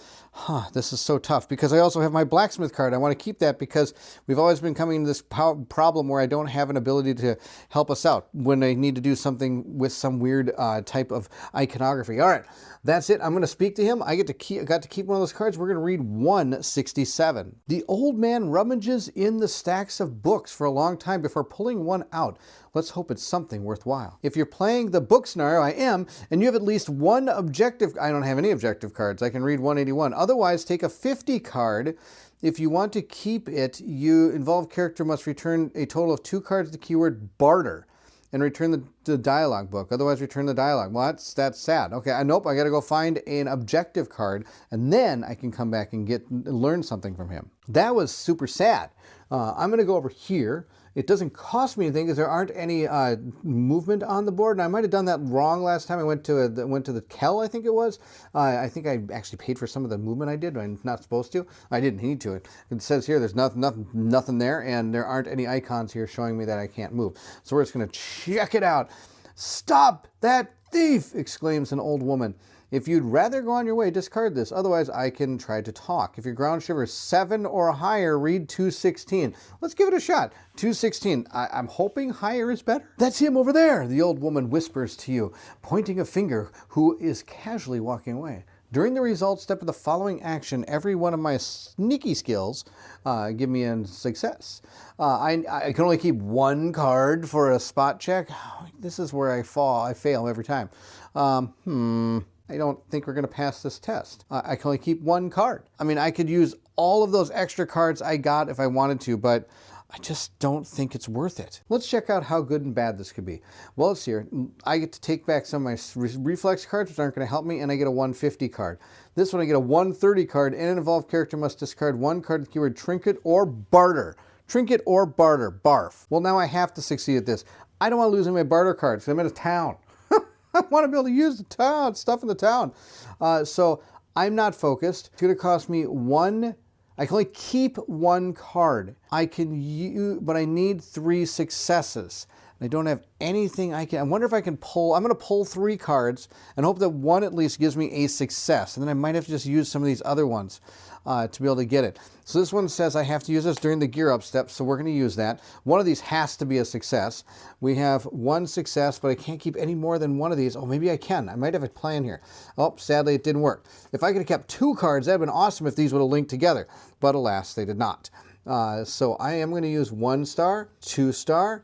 I can't really, I mean, none of these are really going to help me pass that. So I'm going to use Perseverance, 3 star, and block this. So I'm going to block that card. Maybe I can find a way to unblock it somewhere down the line. And that's 3 successes with only keeping 1 card. That was super brutal. That was a lot to have to get away with. I don't have any reflex cards in here, so I'm just going to gain a 150 card. And by golly, now I'm focused. At any time you may choose to return this, and you may return a You Confuse card, or I can choose 1 card in your discard pile and or action deck and add it to your hand. All right, that'll be good. I can get back that card. I'm going to give that to Denim because Denim's got the card in there I might need. All right, that's it. Return the dialogue book. Mental note, just let the thieves carry on. 187 is the place that we are going. It states, in the center of the square stands a broken fountain that has probably not had water flow through it for cycles. Nearby, the arches of a building open into a vast room from which a few customers emerge. Here's our new card. This place looks kind of cool. What's that down over there? Oh, wow. It looks like a kiln or something. It's like a blacksmith area or something. Here's the fountain that has not worked. And that's it. We can go over to this area if we want to and check that out. I'm going to put another card over on this side. I'm going to check out what's down here as well. Let's see what's there. We found ourselves a gaunt Horond emerges from a pile of rubbish and growls as you approach. It has obviously been abandoned. Perhaps it just wants to find a new owner. If you'd rather go on your way, discard this and take 2 13 cards and try your luck. If you reveal 2 your jinxed cards, the hound bites, you lose 1 health. Or I can try to make him happy and give him a present. And if I wanted to have if you choose to return a card with the keyword provision, I only need one successful one card. The hound licks your hand, take a 180 if applicable. The ignorant hound runs off, discard this. All right, I think that might be the way to go. Here's the deal. I'm going to have Brooks do it. Brooks is going to be able to look at his top card. He got himself a success, so he's going to be the one that does it. He's going to give up his provisions. We're going to return this card, which is exactly why I didn't use it before, because sometimes something like this happens. We're going to return that. This is the card we are used to discard it. Now I get a 180 card for helping out this hound. There are 3 180 cards, so we'll give him a good old shuffle here, and we'll take one. Hopefully we don't get rabies. We found a war hound. He did not run away. He's just going to hang out now. An aggressive beast with powerful jaws. If he attacks, communicates, or looks, it costs me 2 less. And for every one of these, I get +1 health. It's an animal. I'm going to give this to Denim. Denim's got a ton of these. So right now, or sorry, not a ton of these. She's got things that can give her these things, which will help with that hound. All right, that was awesome. We'll discard this card, put down a 285 card, and see what that has in store for us. It states, the street runs alongside an amphitheater with a few idle people in the stands. On the other side, a building is waiting, like so many others, to be refurbished. Here is our card. Oh yeah, that one's all banged up. Let's see what then we have a play that we could do. I don't think I would go to the play. I don't think I can do the play. All right, but again, it's all matching up really cool looking. I think, oh, and I can go down here some more, so I'll put down another card. Here we are. Our town is slowly coming together here. So if I go here, I'm sure that this is going to sit over here. This is going to sit over here. This one is probably going to sit up on top. And then we'll just keep on filling in this town just a little bit. Where do we go? Do we go to the blacksmith over here, or do we check out some stuff down here? This one's free. Let's go to free. I like free. We're going to move down here. It doesn't cost anything to move inside a city. I'm going to check out 305. Here we are. The dilapidated building, which a passerby has pointed out, is the dispensary. Does not look encouraging. You are surprised to be greeted by the scent of dried herbs and clean linen. The place is furnished with a shelf full of pots and 3 beds in immaculate sheets. A healer is busy grinding seeds in a mortar. Let's see what this is. I can tell from your face that you've seen better days. Please take a seat and you look very pale. Yes, yes. I insist. It is always more serious than you think. If you want to take the following action, you must return 1 card to keyword barter, unless you have the double key. I have a double key. 1 unconscious character gains 3 life points and regains consciousness. Or 1 involved character returns their You're Injured card. And if they do, they gain 3 life. Well, I'm not going to have to worry about that, but that's awesome. If 458 card is available, read 490. So we're going to do that action. I'll check to see if that card is there. 458 is not there.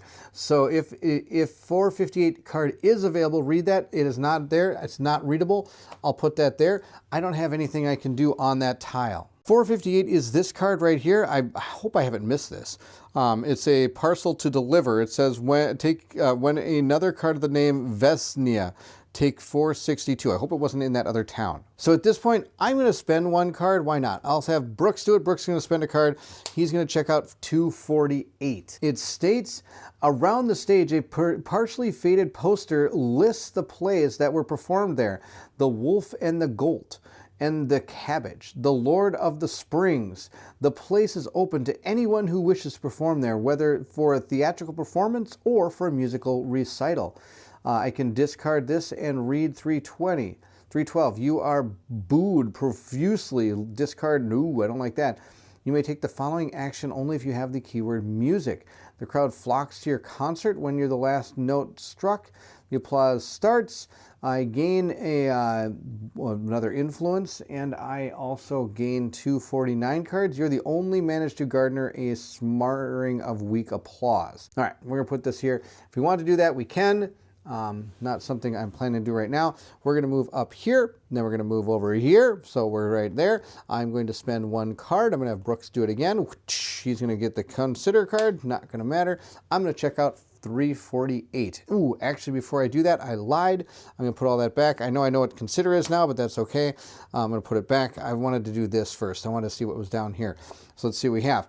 It says here, a brick chimney tumbles from a dilapidated roof. One random character on the active player's terrain card must take the following action. If your ground shiver is level 7 or higher, I need 5 successes. Really?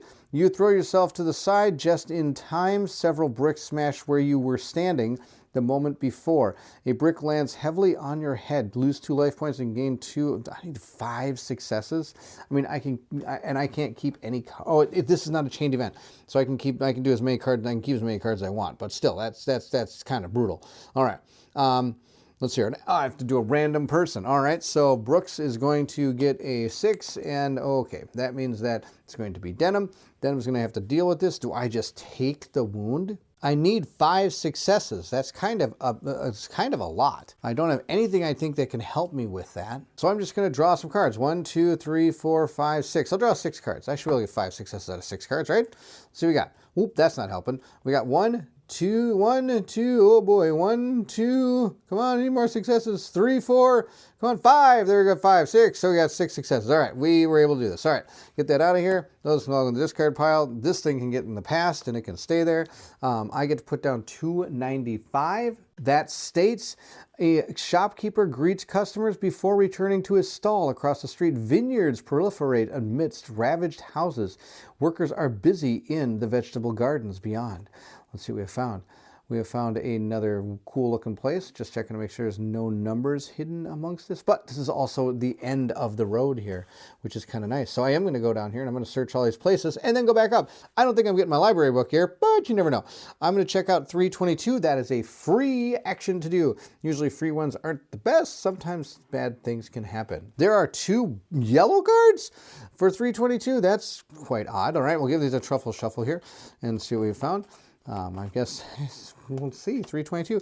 It states, several people work on the land where the houses of nobles once stood. Similar plots have been set up in different parts of the town and provide for its population. All right, this states, you are watching the peasants work when an explosion surprises everyone. The farmers drop their tools and rush to the aid of their companions who is screaming and holding his leg. Banish this and read 270. If I get this right, I need to have 2 successes. All right, we're totally going to do that. I'm going to grab 3 cards. We're going to make this happen. We've got ourselves 2 successes. 1, 2, just barely. All right, we got 2 successes there. That's awesome. I could have looked at my card before I did that, but that's okay.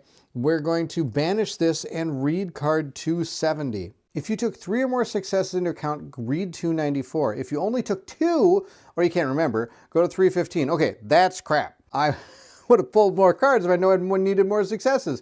315. You realize the peasants have planted dark squash, a necrodruidic vegetable with explosive seeds. You hear more explosions followed by even more screams. I need to do this test.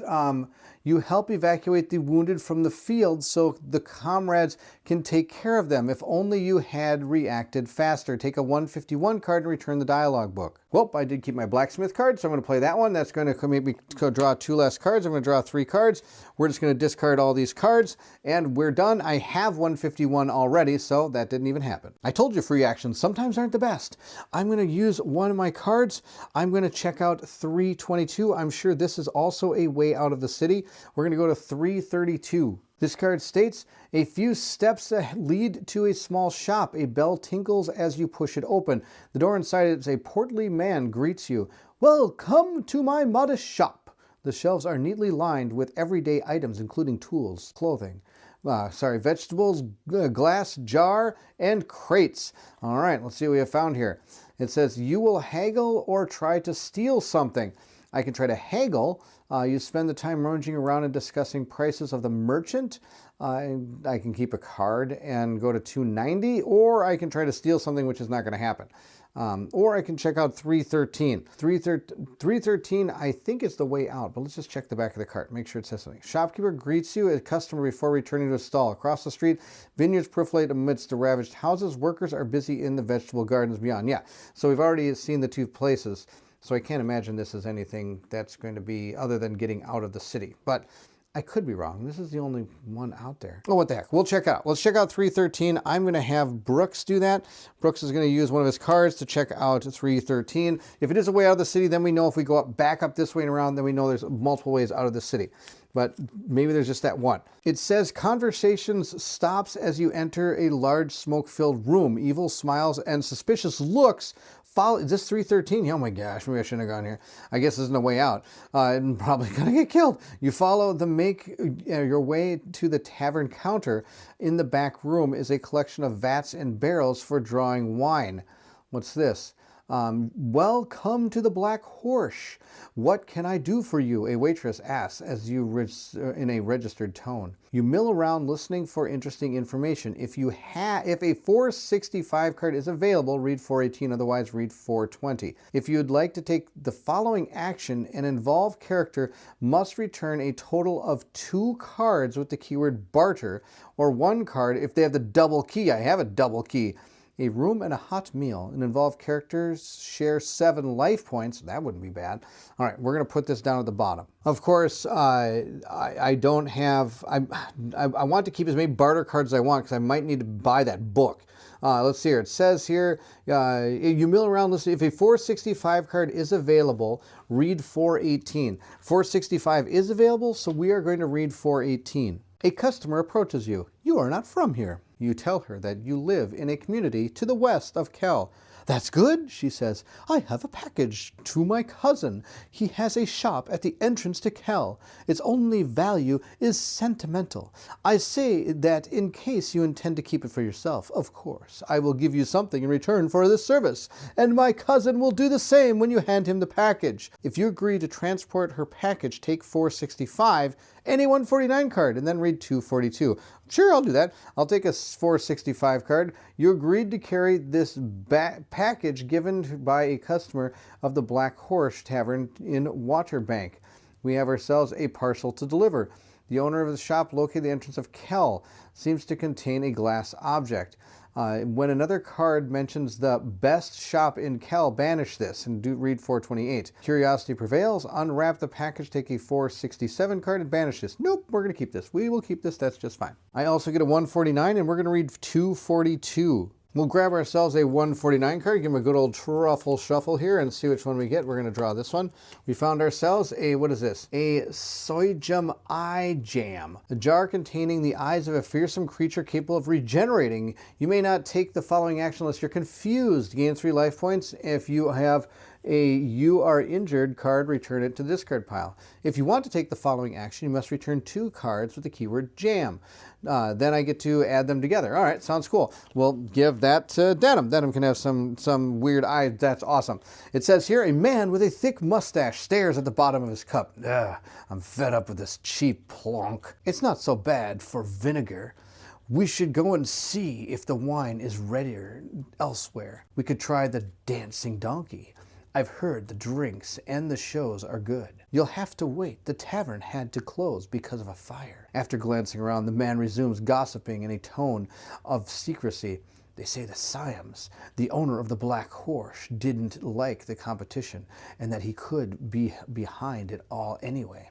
A laughter, an exclamation from the next table prevents you from hearing the rest. Ha ha ha, brog. That's a good one. If you're playing the threat Dadashim's Awakening, go to 342. If you're doing some of the other ones, there are other word numbers here. A while back, I ran into a guy in the Great Library who claimed he had been a scribe at Dadashim's Citadel. I was a bit surprised, since everyone was supposed to have died there during the reversal. I went back the other day to look for the book on Killian architecture, and I heard the guy had died falling off a ladder there. So old Cider always said, good luck never lasts, bad luck never sleeps. I can take a 150 card and return the dialogue book. I already have a 150 card. At this point, we're going to head back up. I don't want to go to a shop yet because I could come back here and just walk right down there. Everything's fine. I want to find that book. So we're going to go all the way back, whoop, back up here like we did before.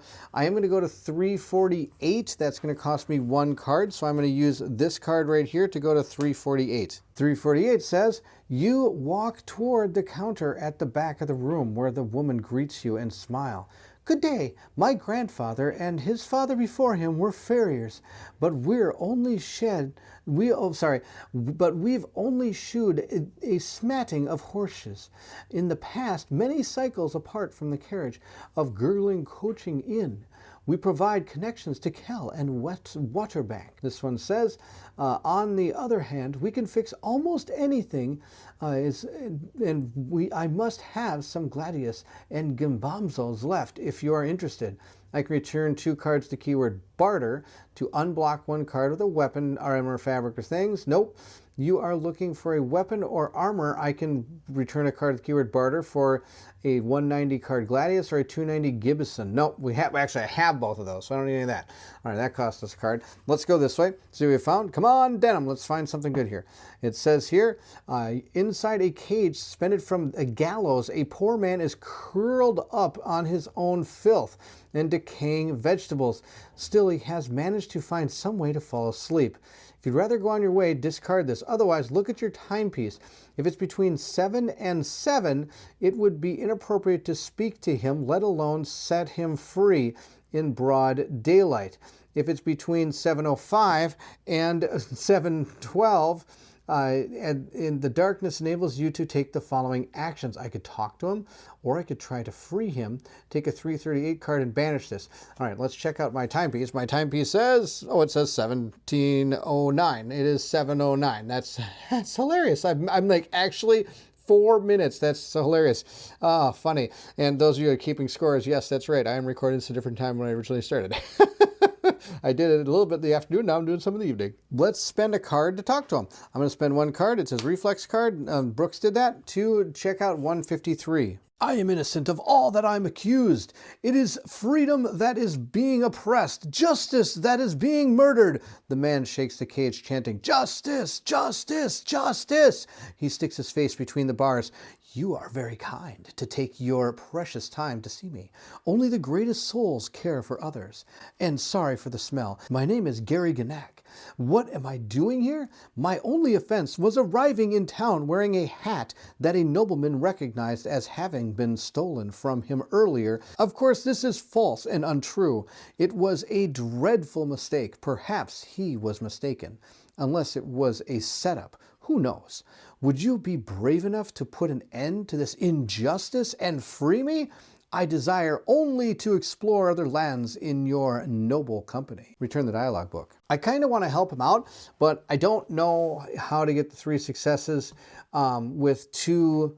only being able to keep 2 cards when I don't have anything that can really help me, unless I want to dig up my other card that allows me to get a success, but I really want to save that in case I need to get a book. Then I'd really get 2 successes. I don't have anything else that's really going to help us with this, so I'm actually just going to go on my way. I'm sorry, man. Maybe another time. Maybe I'll find you in another city, because this is going back into the deck, or into the past, I should say, but there's more of there's other places where those might come across. All right, I'm going to check out 213. Kind of sad. I bet he would have been a nice little person to have with me. 213. Let's see what we can find here. Hopefully we find a library. That would be absolutely awesome because I need to find a library. Let's see what it says here. The vast buildings in front of you still looks impressive despite the destruction it has suffered from time to time. A silhouette appears fleeting in the frame of one of the large doors leading to the interior of the library. From the opposite building, you hear the chisel strokes of a stone mason. All right, here we go. There's the library. Okay, we are totally going over here, and we're going to take advantage of all of this stuff here. We're going to go over here. We're going to, let's see here, we can talk to the dude here, which means you'll probably buy some library books. So you can go to 336. Let's check out 336 first real quick. I'm going to have Denim do this. That would have been really good. Denim's going to take a 336 card and see what we have found. There is only one, and it states, you follow the tinkling of tools to a workshop where craftsmen are shaping blocks of stone. The master cutter greets you, holding out a large hand covered with a thin white dusting. We are rebuilding the city, district by district. There are no shortages of work. All right, oh boy. As you can see, we are short of hands. Would you like to help? For a pay, of course. Let's see here. It says I could put 15 cards into the discard pile. Or 0 if you block 1 card of the keyword artisan, which I do not have. Thanks for your help. Here you go, the man says, and he gives me a whole absolute ton of stuff. I could just talk to him and read 134, or quest, carving out a living is initiated, read 483. Well, none of that. I have none of that. I'm definitely not giving up 15 cards at this moment. Let's see what happens in the library. Maybe we will. We've got a lot of experience, so I could really help out. I could get a 49, take a 13 card, try your luck. If luck is on your side, I get a 149 and a 199 card. If you're jinxed, you take 2 49 cards and discard this. So that's actually, I'm going to get a lot of stuff no matter what. I'm not going to do it right now. I'll come back to this. Let's go to 244. That is free. Free? Is that good? 244 states, lost among the piles of books. On the table, several people are immersed in thick tomes. Here are people reading a bunch of stuff. You approach the table to talk to one of the readers. I can keep one of the cards and read 81. I'm just checking to make sure there aren't any numbers on any of those books or anything there, because sometimes it hides it. They hide the number. All right, I don't see anything. I could pay 3 to look at that. Now, the other one I can do is I'm going to give up 2 cards. Brooks is going to take 2 cards. We're just going to get rid of these 2 cards and check out 236, so it's all explored, and then we can decide what we want to do. 236. There is one with our book cover here. It says, you wander between the shelves, which are crammed with books of all kind. A lifetime would not suffice to take them all in. But that doesn't stop you from seeking out a book about the Tarandri family in the hope of learning more about the strange mark on your arm. You haven't found one yet. You realize as you put down a book of pottery with a blue cover decorating with beautiful glistening. Wait a minute, I think that's the wrong symbol. Yes, that's the wrong symbol. Don't pretend you didn't hear that. We'll look at this card instead, which makes me sad because none of these actually had the book symbol on it. You wander between the shelves, which are crammed with books of all kind. A lifetime would not suffice to take a look at them. It does not stop you from examining a random one just in case it might prove useful. This has not happened yet. You realize as you put down a book of pottery with a blue cover decorated with beautiful gilding. All right, here we are. Okay, more stuff, and I'm getting a little discouraged here that I might have missed something as to why I can't find anything here. Immediately after this revealed, take a 13 card. Try your luck. If Lady Luck is on your side, I get a knowledge and unblock 1 card. All right, we'll give it a shot here. Got my 13 cards. We'll give them a good old truffle shuffle here and see which one we get. We'll shuffle them up. There we go. Real good, just like that. We'll take that card. Boom. Lady Luck is on my side. Oh my gosh, that's awesome. Okay, I get 1 knowledge, putting our knowledge to 16, and I also get to unblock a card. I'm going to unblock Denham's Perseverance. That'll be absolutely fantastic. Now, the only thing I can think of is I have to draw 3 cards with 0 successes, and I need to keep one to talk to number 81 here. Other than that, there's nothing in this town that has to do with my library. And I found a library. I'm going to have Denham do it. Denham's going to gain 3 cards. We just shuffled in that block card, so maybe that'll pop up. I only have about 6 cards left with her. Alert. Perseverance. Here it is. Fantastic. Well, we're just going to get rid of these 2 cards. I get to keep one of these. I'm going to keep that. That one's really good. And we're going to read 81. Good day. You can talk to one of the people reading at the tables. Read 173, 232, 140, or 125. If you're playing this scenario with the book, you may also read 120. We're just going to go straight to that one. Or do we want to? Maybe we could read some of these other ones and learn something. I'm not risking this. I'm going straight here. You are about to intercept one of the readers when an old man intercepts you. Please respect the quiet of the library and do not disturb anyone.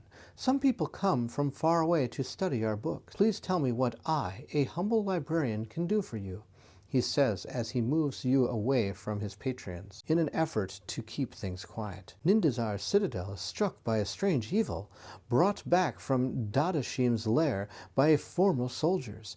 They have probably been contaminated by one of the Necro-Druid's experiments. I was told about the titanic work you had started. To gather all the knowledge of the world in one place, what an extraordinary goal you have set for yourself. I hope you find information in your library to help fight this scourge. You said it yourself. Our undertaking is titanic. I don't have a moment to myself, but I wish you luck in your search. I got some of the voices wrong on that one, but that's okay. Here we are. If you have an influence score of 15 or higher, minus 17, and at least 1 objective card. Okay, so something tells me taking that guy and bringing us to the shell was actually a wrong thing, because I bet somewhere along that line of cards to get here, I probably would have gotten one of our objective cards. This is the second time it has asked me if I have one, and I don't have one. So since I don't, I can try to interest a librarian in your business.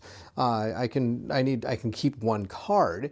I need 3 successes, or help the librarian carry boxes of books so he can find time to examine your requests. We're gonna do the top action. I've got perseverance, I can block this. I also got this card, I can return this, that's 2 successes, and I'll just draw 2 cards. I get to keep one. One of them better be a success. I've got a success on that one, which is actually my reflex card, which is kind of funny. So I was able to do this. I'm gonna block that 1 card. I get to keep one of the cards. I can't keep the reflex card, so the only other card I had that I took was resolution. So I'm gonna be able to keep this card. We'll put this into my hand. We're gonna return this to the box, and I'm gonna read 133. I have good news and bad news. Which one do I start with? Just kidding, that's a rhetorical question. The good news then. After the reversal, one of Dadashim's scribes joined the water bank with several codices saved from the Citadel. The bad news, he is dead. He spent his life in the library, so to speak, and ended up falling from one of the ladders we used to reach the upper shelves. He was trying to grab a book about the law of falling objects. How ironic. He chuckles before pulling himself together. Anyway, his book must be stored here somewhere. Can you tell me where I can find them? My good man, you have no idea how much work I have to do. I have to sort out hundreds of books on poetry, tens of bestiaries, and a few more volumes of culinary alchemy. And that's just for today. Pointing at the bookshelves all around you, he concludes with a wink. Have a look for yourself. At this point, we now get to take a 101 card. I've actually been working really hard to try to find these, so it's good that we found objective 1. I guess I have not gone the wrong way. I thought I might have missed something along the way, but no, that is not the case. So at this point, we can help the librarian inventory these books. It costs us 5 cards, or 0 if you have more objective cards, 2 or more. If you have found the answer to this riddle, read the dialogue whose number matches the number of the books to be inventoried. If it's not the right dialogue, go to I lose -5 cards. I don't even know what the riddle is. Or if you have a task to be done card, entrust this task to someone else. Read the dialogue whose number is equal to 133 plus the number of the a task to be done card. Or talk to one person in the library, read 81, or postpone this task and return the dialogue book. Now, I have objective 1, which if I remember right, I needed that in order to talk to that guy by the front door. So we're gonna leave the library and come running all the way back over here. And I don't have to pay anything to run over here. We're going all the way over there, and we're going to look at 2 cards. We get to keep 1, and then we we get to read number 167 according to our card here. It's cost us 2 to talk to him, and we get to keep one of the cards. So let's see. I'm gonna have, do we have Denim do it? Sure, I'll have Denim do it. I get to keep one of these cards. I get a run fast card, or we get a second win card. I'm gonna keep the second win card. She, just to let you know, is again out of action cards. So I will have to try to heal her at some point, but we're gonna go to 167. The old man rummages around the stacks of books for a long time before pulling one out. Let's hope this is something worthwhile. If you're playing the scenario with the book, which we are, the Great Library, and you have at least 1 objective card, which we do, ta-da, objective 1, we get to read 181. The man hands you a book with a green cover. You're in luck. It just happened to have a copy of this excellent work of culinary alchemy. This confirms your fears. The old man is deaf as a post. You politely decline his proposal after resuming. I'm looking for someone to inventory some books in the library. Could you help me? Instant glory and soot in the library? What are you talking about? I need someone to organize books in the library. Open hives in the library? That's a funny idea. No, I wanted to know if you could help me catalog some books in the library. You yell, separating each word. You should have said that earlier. Why not? It's quiet today. What are you offering me in exchange? The involved character may return a total of 3 cards with the keyword barter, or 2 if I have a high score of 15 or higher in my influence. to get the Pulp Peddler to help you sort the books in the Great Library. If you do, take a 9 card and return the dialogue book. I do have a score of 15 or higher, and I actually have 2 cards with the keyword barter. There actually are 2 potions, but better use them for this than, unless I need them for something else, but I can't think of anything better than this. We're going to take a card 09 and see what it says. Hopefully that'll help us figure out something. Here is 09. We have a task to be done. Well, there's nothing written on the card, but we have a task to be done, which we know is also in the library. So at this point, we're going to go running all the way back over to the library, and we're going to drag the old man with us, and we're going to read number 81, but I got to get rid of 3 cards first. We're going to have Brooks do it. Oh, right here. Let's see what happens now. There's our 3 cards. I'm just going to discard those, and we're going to, again, talk to them. Oh, I get to keep one. According to my card here, I get to keep one of the cards. Let's see if any of those 3 were actually worth keeping. Well, actually, I'm only holding 2, so one of them is worth keeping. Inspiration. Choose a card from your discard pile and add it to your hand or shuffle it back into your action deck. Discard this. Or I can do some more fighting, or I can do some camouflage. I'm going to keep inspiration. You never know when you need one. We're back to 81. We are playing the Great Library, so I'm going to go to 120. I'm still not going to care about those other people that are reading at tables. They're not important. We've read about this before, 120. It's about the Citadel and all that stuff, but right here it does say if I have a score of 15 or higher and I have an objective, I can go to 133, which I do. Coming back to this passage, I will tell you right now, I am so pumped that I've got 15 or more influence. That would have been brutal if I did not have 15 or more influence, but I have 17. At this point, I can help the librarian inventory the books with this one, a task to be done card. I do have this. Entrust that with someone else. I can 133 plus 9. If I add those together, I get 142, and that is the passage we're going to go to. The librarian gives the Pulp Peddler some instructions. Once he is sure the deaf man has understood him, he invites you to follow. Go to 269. So that must have been the passage I must have tried to figure out what it was. I don't know how I was going to figure out those numbers. The librarian leads you to a far corner of the library where he points to a shelf. 3rd shelf from the bottom. Please put the book back in its place when you are finished consulting it, he says in a tone of voice that will not be disputed. You pull out the cabinet of manuscripts stained with multicolored blotches. To your great disappointment, its content is incomprehensible.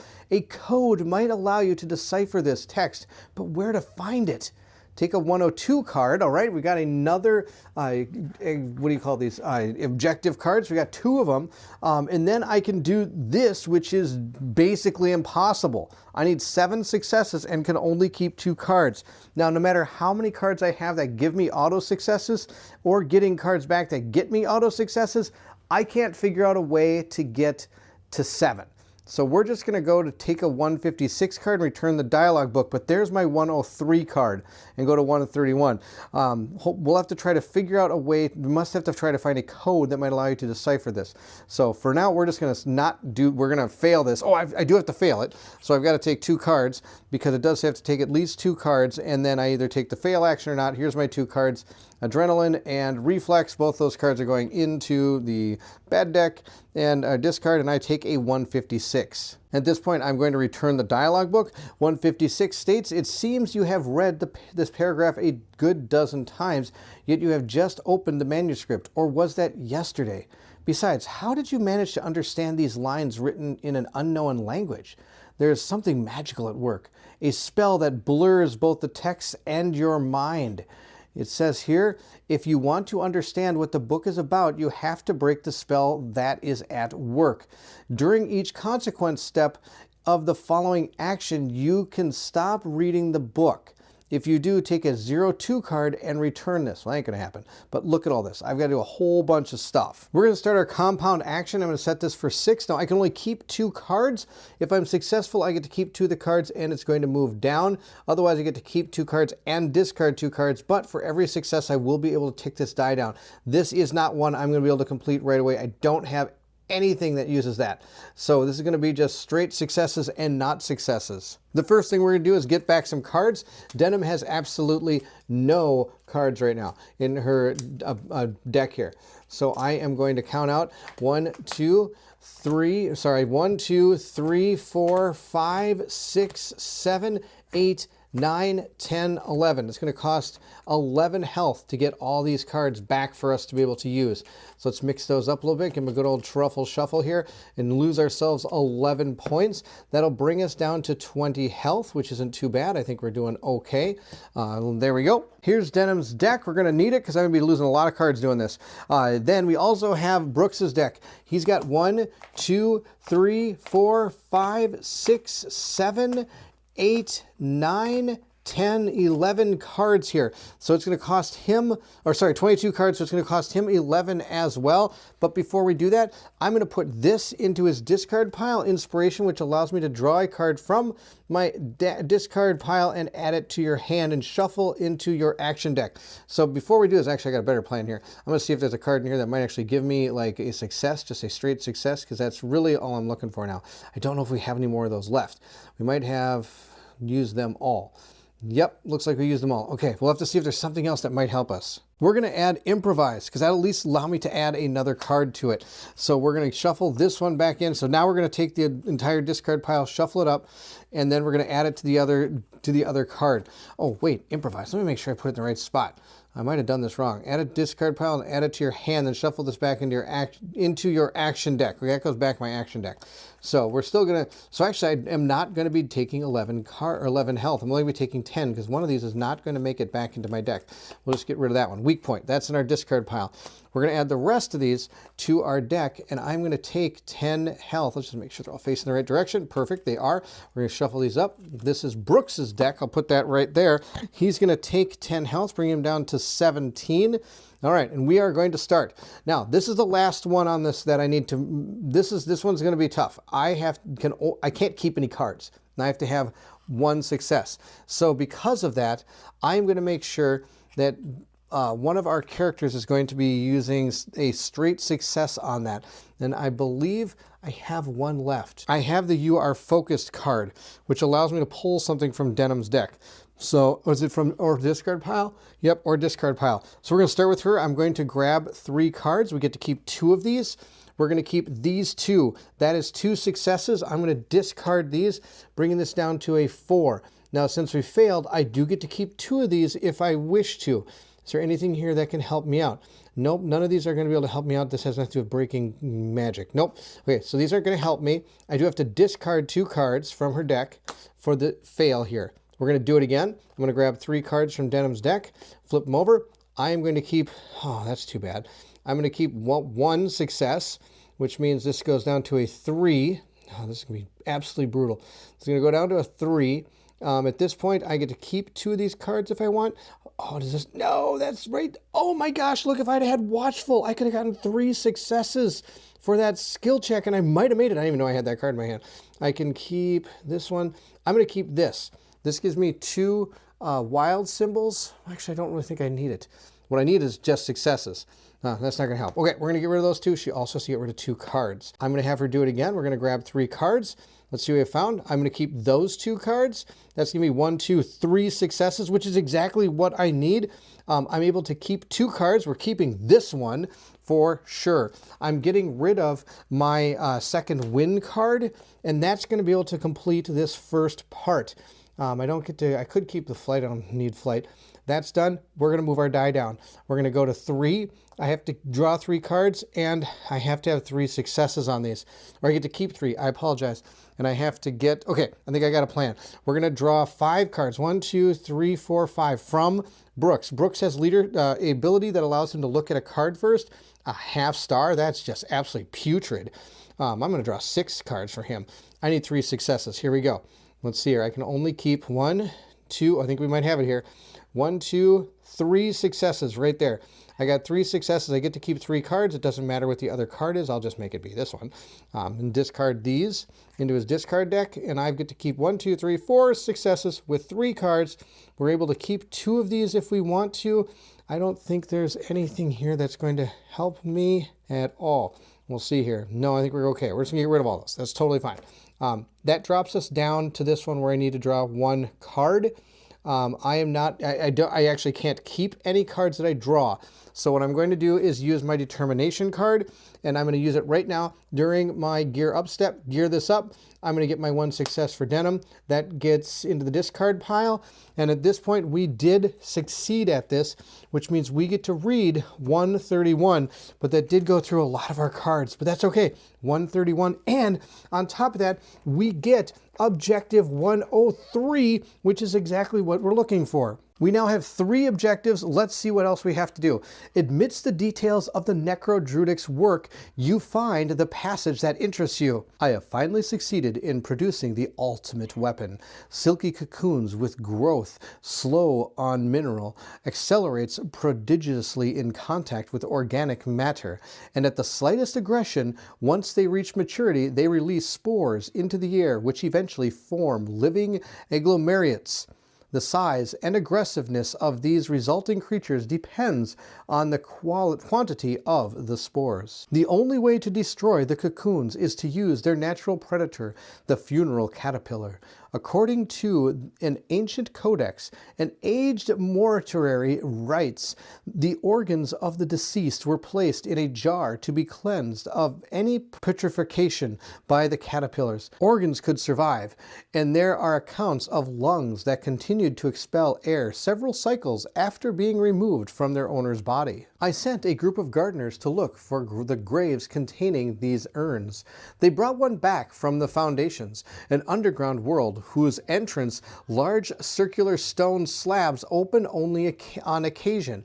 After unsuccessful attempts to get through the entrance located north of my citadel, they finally located an entrance to the east of the Forbidden City. Naturally, I made sure that they could never speak of their discovery again. No one but I must have access to these caterpillars, because whoever has them can destroy the cocoons. For this reason, I will design creatures that can sniff out their scent and, if necessary, destroy them. I did not repeat the experiment with the cocoons. It is too dangerous and costly in energy. I have kept only 1 specimen safely stored in the basement of the Citadel. I control its incessant expansion with the caterpillars. In time, it will allow me to eliminate the burrowers and, in the process, all those who might get in my way. That's pretty awesome. It seems that the evil that afflicted your camp comes from this cocoon, released during the reversal. When the citadel of Dadashim was destroyed, you must now return to prepare an expedition to retrieve the funeral caterpillars from the foundations. Return the dialogue book. All right, you know what this means. We're done here. And I don't think there's anything else we need to do in this place. I don't have anything with keyword barter anymore, so there's no reason to be here. And I have nothing I can do with any of these other places. So we're going to go all the way back over here and check out 271. I'm going to have Brooks do that because, well, Brooks has more cards because Denim did a lot.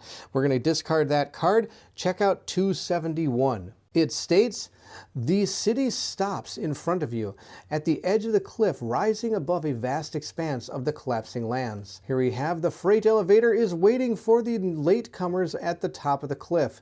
The next departure in a minute now, the lift attendant announces. So at this point, it's going to cost me nothing. Still not reassured by the idea of being carried above the void, you climb up with the last passengers and let yourself down to the foot of the water bank. Return all the cards on the board and in the past and put 135 card into play. Each player places their figure onto it. All right, so we're going back down into the lands and we're going to try to get home. We are on the road back to the Citadel. Let's throw a couple cards down. I think the only way we're going to go is this way, but it's still nice to throw some cards down like you're supposed to. We're going to check this one out.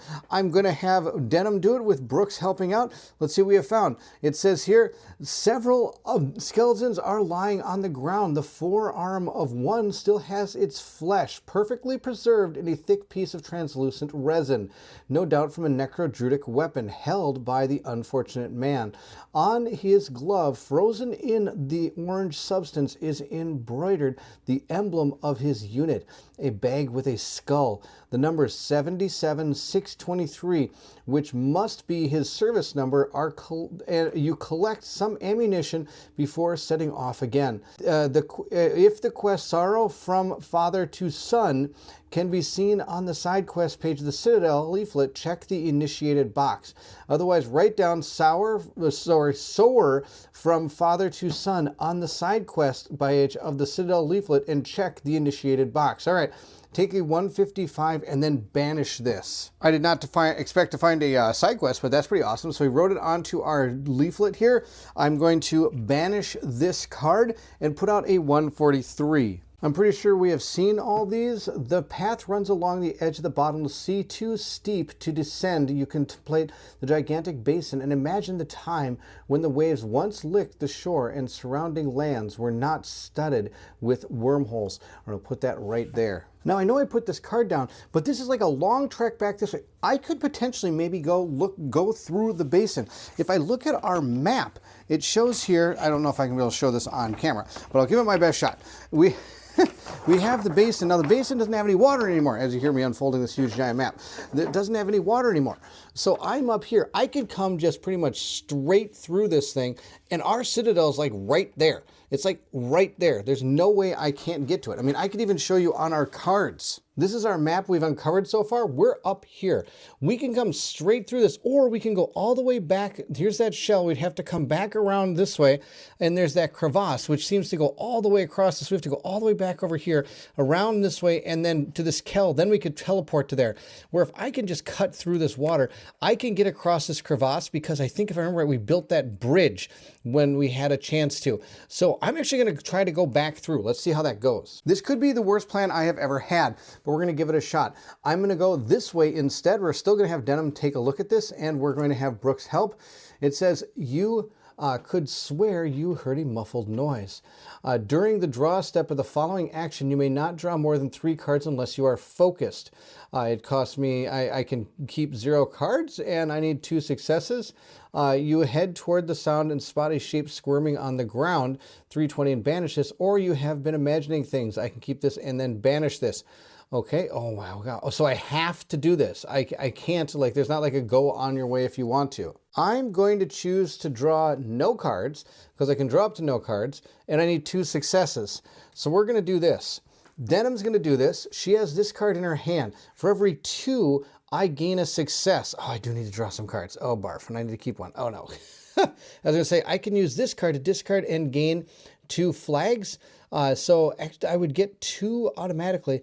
I can't remember if those count as well when I'm using this card for its action down here. If I'm not able to do this, please let me know in the comment section below. I did have another way of doing it. I could have grabbed this back. So I am going to be successful at this. If I did this wrong, please let me know in the comment section, and I will fix it. I will do my best to try to fix it. I don't know if I can fix it. We're just going to do it this way. If I'm wrong, I'm going to just call it. Okay, we're just gonna say that's the deal. I am going to succeed at this because, like I said, I'm going to use these 2 and those 2. I think you can only use it when we pull the cards, but I'd have to look, and I totally forgot. I'm not exactly sure. We're just going to go with it. 2, I have to block this. This is now a blocked card. That's going in the discard pile. She has no cards, but that's okay. I was successful. I'm going to grab a 320 card, and we have found ourselves, what's this? You rush to the man on the ground convulsing. He bucks and grunts, and froth builds from between his clenched teeth. If you'd rather go on your way and you have a reborn card, banish it and banish this. Otherwise, I can try to help him. I get a 49 card and a 64 card. It says you prevent him from swallowing his tongue until he stops convulsing. Thank you, he manages to say. All right, we're going to do that now. I can only keep 2 cards, but I need 3 successes. This might have a little bit better chance. Brooks is going to do this. He has 4 cards he's going to draw. I can only keep 2.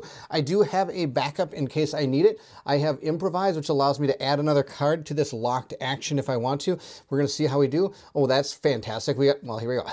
I don't even need these other cards. I got 1, 2, 3. Boom. 1, 2, 3 action, or 3 stars, 3 stars there. Oh, wow. Look at this. I had 3 stars everywhere. 3 stars everywhere. 3 stars. This guy's a 3-star. All right. Fantastic. I don't get to keep any of those cards, sadly. I couldn't keep the reflex anyway, but I do get a 49 card, which is just going to be one of those, was a Glimmer of Hopes. We're going to keep that.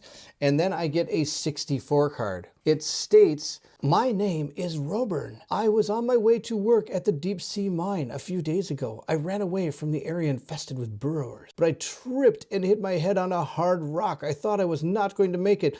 You've seen me have seizures, which I have regularly ever since. I have little hope of becoming a miner now, but perhaps you would agree to let me join you." You consent to his proposal, hoping that he will not become a burden. All right, here is Roburn. Baron. Okay, so that was what they meant. Not reborn. Okay, Baron. When you perform a recovery, finish solving this action what's this? When performing recovery, finish resolving the action in progress, then take a 320 card. That's this card. Yuck. All right. For every 2 cards you choose to discard from your hand, I gain a fist. For any of those type of cards, I can do -2, and I can potentially turn these into successes. All right, we're going to give this person to Denim.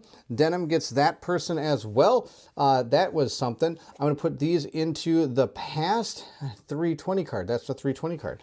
All right, I'll have to draw that one again. That'll be awesome. We're going to go 209. 209 states, "You are your eyes wide with amusement. A huge starfish with a diameter close to that of your citadel lies in the mud." Oh my gosh, this looks absolutely awesome. Look at this. There's starfish right there in the middle of this thing. That's out of control. All right, I'm going to have to check that out for sure. We're going to put this down here. Yeah, crossing this is going to be awesome. I'm sure I'm going to find some really cool things. I'm going to put down another card. It will be another VI cards. We'll put that there. I am going to move into this space, but it does take 2 cards to move.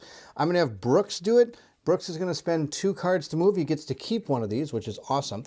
Jack of all trades, giving me that, or I can motivation. Involved character may apply that. Oofda. You may following effect during an action you are involved in, even when you are not the active player. I can give them one of these and discard 1 card from your hand. I'm just going to keep this. I think, oh, actually, I don't get to keep anything. I mean, unless I want to get rid of something. I think we're going to keep everything I have. That was kind of funny. Denim is going to move down. It's going to cost her 1 less to move, so it's only going to cost her 1 card to move. She's going to keep authority. That's awesome. She got 2 things, which then can activate this guy on some of those actions that he has. All right, that's fantastic. We're here. I'm going to check out 392. Brooks is going to discard a card. Oh, Blacksmith, that's a good one. 392. This card states, "Although it looks dead, the starfish, whose skin looks very tough, radiates with gentle warmth." Here's our starfish. And I get magic super stuff. "You may not take the following action unless you have a knowledge of 7 or higher." I do. What kind of skill is that? 2 plus 0 actions or 0/0 involved character has the card with the keyword blade. What's that? Slice and dice. Purplish substance flows from the incision. It seems to have many healing properties while it is in liquid state, but solidifies quickly once it's in contact with the air. I can keep one of the cards, and one involved character can return 1 card with the keyword weakness. If they do, take a 49 card. I don't have any weakness cards, so I don't have any reason to use this. Oh, and it goes over on this side. Great. I need to move my map a little bit then. There we go. It goes over on that side, just like that. Oh, so, I don't have any reason to do this. There's no reason to do this. I do have the score of 7 or higher, but I don't have any reason to do it because I don't have any weakness cards. So at this point, we're going to continue on. Maybe I'll get a weakness card. We'll have Denim do this. She has found a man crouched beside his cart. Oh, this guy again. I don't want your help this time. I'd rather go on my way. I'm going to discard this. I don't need his help. We're going to go to 189. 189 states, "You sink into the muddy ground, making sucking sounds with every step. The salty scent floats in the air mixed with another, much less pleasant smell." Here we are. Here's another. Oh, this has to be done right away. All right, that's going to be 358. We do have to do 358 when we move on to this tile. So we'll move on to the tile. I'm going to have Denim do it because she has only 1 card in hand, and she now gets to keep this one as well. Look at the top 3 cards of your action deck, put them back in any order on top or bottom, and then block this. So she has that card as well now. So she's got 2 cards that in her hand. I have to take a 358 card. This is mandatory. Here we are. The pink coral gives off an unpleasant odor that triggers a blistering headache. The stink emitted by the coral completely disorientates you. During the consequence step, if you are confused, -5 cards. Otherwise, take a 2 card. Oh boy, a consequence step of a card. Oh no, and I've got to go off this card.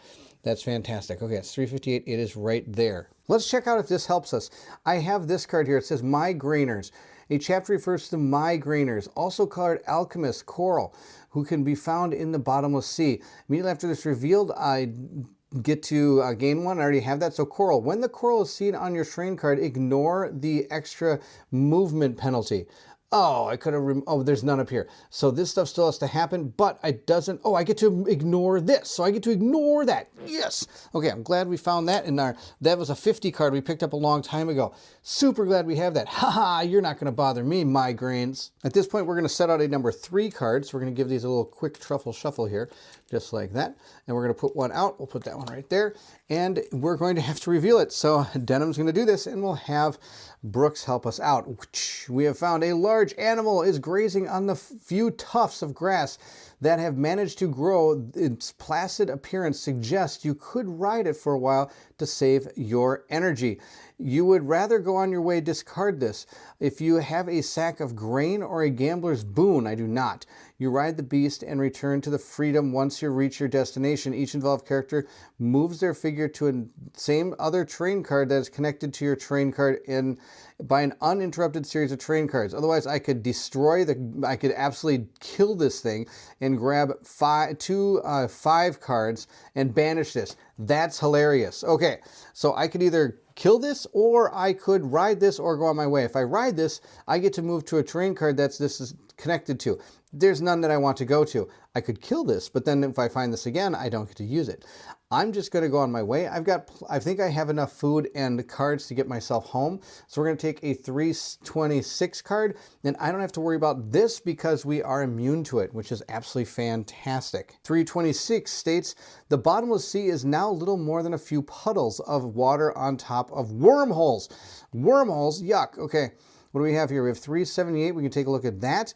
We can go to 362 or 240, or we can take a look at that. This is going to cost us more, but it's not because there's coral on. Nope, there's no coral on that one. That's too bad. All right, we are going to move over to here, and it doesn't cost us anything. There is a movement cost whenever you have to move, right? Yes, I always have to use one card to move. So I'm going to use one card for Brooks is going to use. Nope, Denham's going to use it because she only has 2 cards still. She has gained herself deceptive appearance. Fantastic. She can hide. Be real sneaky there. I'm going to move over there. He's going to come for free. We're going to check all this stuff out because it's awesome. And we're going to put down a 2-3 cards on either side of this. Now, here's where we have a problem. I can't remember which way to go because I think we've walked through here going to Dadashim's Citadel, but I can't remember where it was along this path that I found the trick to go across, where I found that the noble that was building the bridge and the mansion and all that. Let's check these things out. First, we'll do the free one, 215. Like we've said before, that free is usually not the best plan, but we'll see what happens. It states, the shells are visible on the rocks, breaking through the surface of the water. Here we are. You would rather go on your way. I can. They look edible, but you have to pry them first off the rocks. They seem very slippery.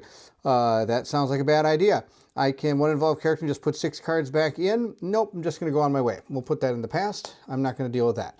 We're going to go to 378. I'm going to have Brooks do that. He's going to grab a card, get rid of it. Oh, that's a good one. Well, it's kind of good. Well, I like the amount of stars on it.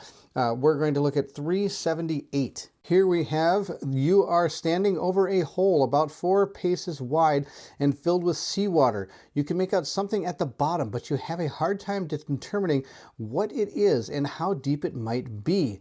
All right, if you want to reach the bottom of the flooded cavity, it would be best to rest for a while and clear your mind. You may not take the following action unless you are focused and have no cards with the keyword weakness. This is true. I do have that.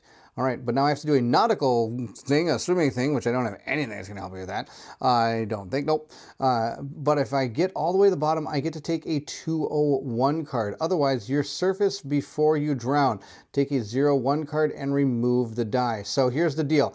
First, we have to do this, which is going to basically take up a lot of our action deck. Then once we get down here, I can only keep one, and I get to have 2 successes, and I get a 201 card. I don't think that's going to be the best plan. I think we might just move on. But I do want to remember this. I might want to take advantage of that some other time when I come through here. All right, at this point, we are going to go that way, I think. I don't remember this card from going last time through here, so there's a good chance that I need to go this way. So Denim is going to check this out. We have found no sooner have you set foot on the ground than you sink down to your knees and pull your feet out with some difficulty. Before venturing any further, perhaps you should make sure the ground is firm. During the result step of the following action, if you have a card with the keyword pull, we do not, you return to solid ground. You took 6 or more successes into account, take a 150 card. What's this say? You sucked in up to your mid-thigh. You struggle to get out. If you're carrying a weight of 5 or more, take a 1 card. Otherwise, a -3. Oh, okay. We are going to do this. We are going to do this. We're going to have Brooks do this, I think. Hoofda. What kind of card? C card. We're going to have Denim do it. She's going to get the War Dog out. He's going to help us out because he's got the spot. I can take 2 less cards. That's not what we want to do. I get 1 success, though, for every one of those, up to 1 that I find that I can do with that dog. All right, at this point, we have to decide how many cards we're going to take. Let's take what, 4, 5 cards? I only have 6 left in my deck, so we are going to take 5. I'm going to keep that card. Let's see what we find. Now, he can give us 1 success if we need it. I've got 1, none, actually. I know I got 1. I got 1, 2, 3. I got 1, 2, 3. Then we got nothing. 3, 4. So we got 4, and then we got nothing. 4. But of course, I could turn one of these into a success, so that's 5. So I have 5 successes, which is enough to get us through. I have to get rid of all those cards, but we did make it. If you took 6 or more successes, I did not get 6 or more successes. So we're going to get rid of this. If the action fails, roll a die. He did not fail. All right, we're going to put this into the past. We're going to put down 362. 362 states, the land overlooks a huge crater that once was the bottomless sea, which now dried up because the burrowers someone should think of new name for. Against the cliffs rests a tall wooden ladder. Let's say tall wooden ladder. Why would I go to a tall wooden ladder? All right, here we are. Ooh, we have to do that. That's 358. That's the same thing that's right here. So that's all connected right here. So all 4 of these cards are going to probably be, or these 3, I should say, are going to be connected to this that we'd have to deal with. I don't have to worry about that. Plus 1 card. Barf. Oh, yes, because there's no things on it. Yes. All right, so we could go this way, but there's that road, the road that we have. Now, if I remember right, that road is the wrong way. This is going to have to do with going to that road area. We're going to have to go all the way back around. I think we need to go this way. So Denim's going to take a look over here and see what we have found. This one says, oh no, a metal structure emits from the ground. When you notice it, it is already too late. Immediately after this is revealed, take a 485 card. I remember this. Give the handle 3 full turns. 1 turn equals 360 degrees, and count the maximum number of flower buds you're able to smash with the bewitching onyx tip. Take a 442 card and consult the result. All right, let's grab a 485 card. Here are 485 cards. We're going to give them a big old truffle shuffle here. This is pretty much going to crush me here. Okay, so we got this one. Let's see what we have to do. Okay, this says give the handle 3 full turns. Count count the maximum number of flower buds you're able to smash with the bewitching onyx tip. So I have to rotate it 3 times. So it's going to be 1, 2, 3. It's going to hit that one. 4. 1, 2, 3. It's going to hit that one. 4. 1, 2, 3. It's not going to hit anything. 4. So I would guess that this is going to be 2. I'm going to hit 2 of these. So I take a 442 card and look at the result corresponding to the letter found on this card. So this is A. And then I have to probably look at something else. All right, so here is 442. We have found it in, let's see here, the number of flower buds you should have smashed. A, and then, oh, and B. Okay, so A and B line up. I got 2. That's what we said it was. You found the correct answer. You managed to disarm the trap. Take 2 49 cards and return this. And then these 2 things, I think, go into the past. There are only 2 glimmers of hope, so that must mean I probably have 5. And I do. I have 5 of these, so we're going to return them to gain a 99 card. So we're going to put those back in the box and get a 99 card, which is one of our Hope Reborn cards, which is awesome. That means we're getting experience. We're going to put that into our journal area there, which I think we now have 2 of those. We're going to go to card 240. 30. That card states, the carcass of a gigantic turtle has been marooned on the sand. The animal probably left the bottomless sea when the burrowers caused it to dry up. A wide crevasse stretches out further south. All right, I think if I'm right, I've seen this as well. It's been a while, but we're definitely going to take a look inside. I think there's a bunch of people in here, if I remember right, that we couldn't really communicate with, but we're going to go over there. We're going to check this out. At this point, I'm going to move over to this side. I'm going to have Brooks do it, I think. Brooks is going to do this. He's going to grab endurance. Oh, I totally want to keep this card. That's awesome. I'm going to get rid of my drop your guard card and keep that one instead. Lots of icons on that. Oh, it even has the nautical one. If I want to go back and try to swim to the bottom of that thing. Oh, it's right here. Here it is right here. Okay, if I want to swim to the bottom, it's -3 cards or ignore X. So that means we could do this. But the only problem is this one down here. I can only keep one card. I need 2 successes, and I don't really have a way to do that at the moment. All right, we're over here. Let's check out 373. Actually, first, yeah, let's check out 373. And I think if this is going to be inside this thing here, and then we're going to go down here. I bet this could potentially be that bridge, this number 141 over here. But before we do, I have to put a 3 card down. Adjusted my camera a little bit for you. That is where we are. Let's see here. 373 is going to cost 1. I'm going to have Brooks do that again. He's got second win. This one we have to get rid of, which is super, super sad, but that's okay. Let's check out 373. Here's 373. Dozens of creatures made of moss and lichen are working inside the imposing carapace. Let's see here. From the high scaffolding, they have constructed several of them, tie ropes to different parts of the turtle's skeleton. Others use a quarry wheel and pulley to lift large piles of wood of unknown purpose. The work, whatever it is, seems titanic and still far from completion. All right. The creatures do not seem to have noticed your presence. You wonder if it is a good idea to bother you. It is a good idea to bother them for sure. I'm going to cost nothing to read 407. I'm going to place that right up there. The creatures turn toward you, their eyes wide and bulging. One of them approaches you and utters what sounds like, "Good day to you." Incredulously, you reply, "Good day. Who are you and what are you doing?" Unsure what to do with this group, you stand ready to run away if its intentions prove hostile. The creature thinks for a long moment before formulating an answer. "We were born in a stone prison to an unloving father who delighted in mixing the best of nature with the worst magic. But like our prison, father is no more, and we are now free. We have found this new home," it says, pointing to the sea turtle's shell. "We still have much to do before we can move, but perhaps you could help us. Some of our people have gone off in search of what is needed to complete our project. Unfortunately, few have returned. We are only able to think clearly when we are together, and our memory fails us when we are separated for too long. In these moments, our most primal instincts take over. Please excuse mine if they should bother you when you see them." The creature then returns to watch the tensing of the ropes that control the front legs of the giant skeleton. If you do not want to spend time helping the creatures, return the dialogue book. Otherwise, I could spend 15 and I need 0 successes, or 5 if an involved character chooses to block 1 card with the keyword artisan. And I do have an artisan. This guy is an artisan, this robe baron. I can block this. So I'm going to block that card, giving us the ability to only have to draw 5 cards. Now, I believe Denim has to do this because she's the one with the involved character with the involved word artisan. But in order to do that, she has to get cards back in here. So let's see how many she has to put back in her deck. We're going to give this a truffle shuffle here, and hopefully something good comes out of this, because this is going to be 5 cards that I'm not going to get back. I don't think I have anything that can help me with the amount of cards I'm about to pull. No. All right, let's take a look. I'm going to take 1, 2, 3, 4, 5, 6, 7, 8, 9, 10 damage, bringing me down to 10 health. Not bad. I'm going to put those into here. So we now have 21 cards in our deck. I am going to discard 5 of these to do this action. 1, 2, 3, 4, 5. And there we go. Boom. We have completed it. Please accept these tokens just as a token of appreciation.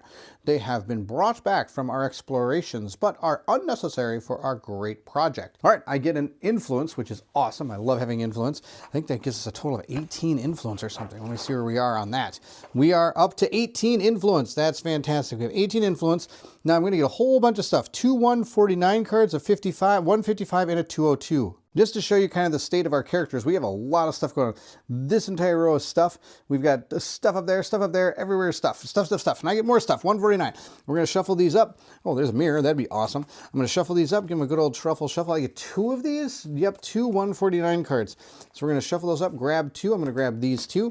We have found ourselves, oh, a gambler's boon. We need to go find that tree. That'd be awesome. And we get a mirror. Awesome. We gotta go find the guy. We got 2 awesome things that we can use to, I'm gonna give these to Denim, that's fine. We could give those, one we could give to the tree, and the other one we could give to that weird tent in the middle of nowhere. We also get a 155 card, which I believe is our ammunition card. Yes, it is. So we don't get that one. We only can, there's only 1 ammunition card. We do get a 202. It says, you have found elegant leather jacket with riveted plates on it.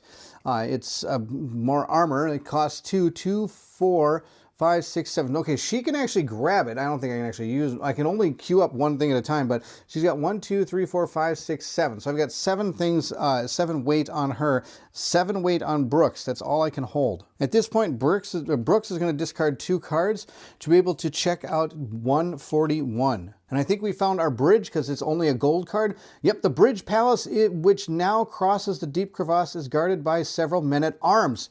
That's fantastic. Halt.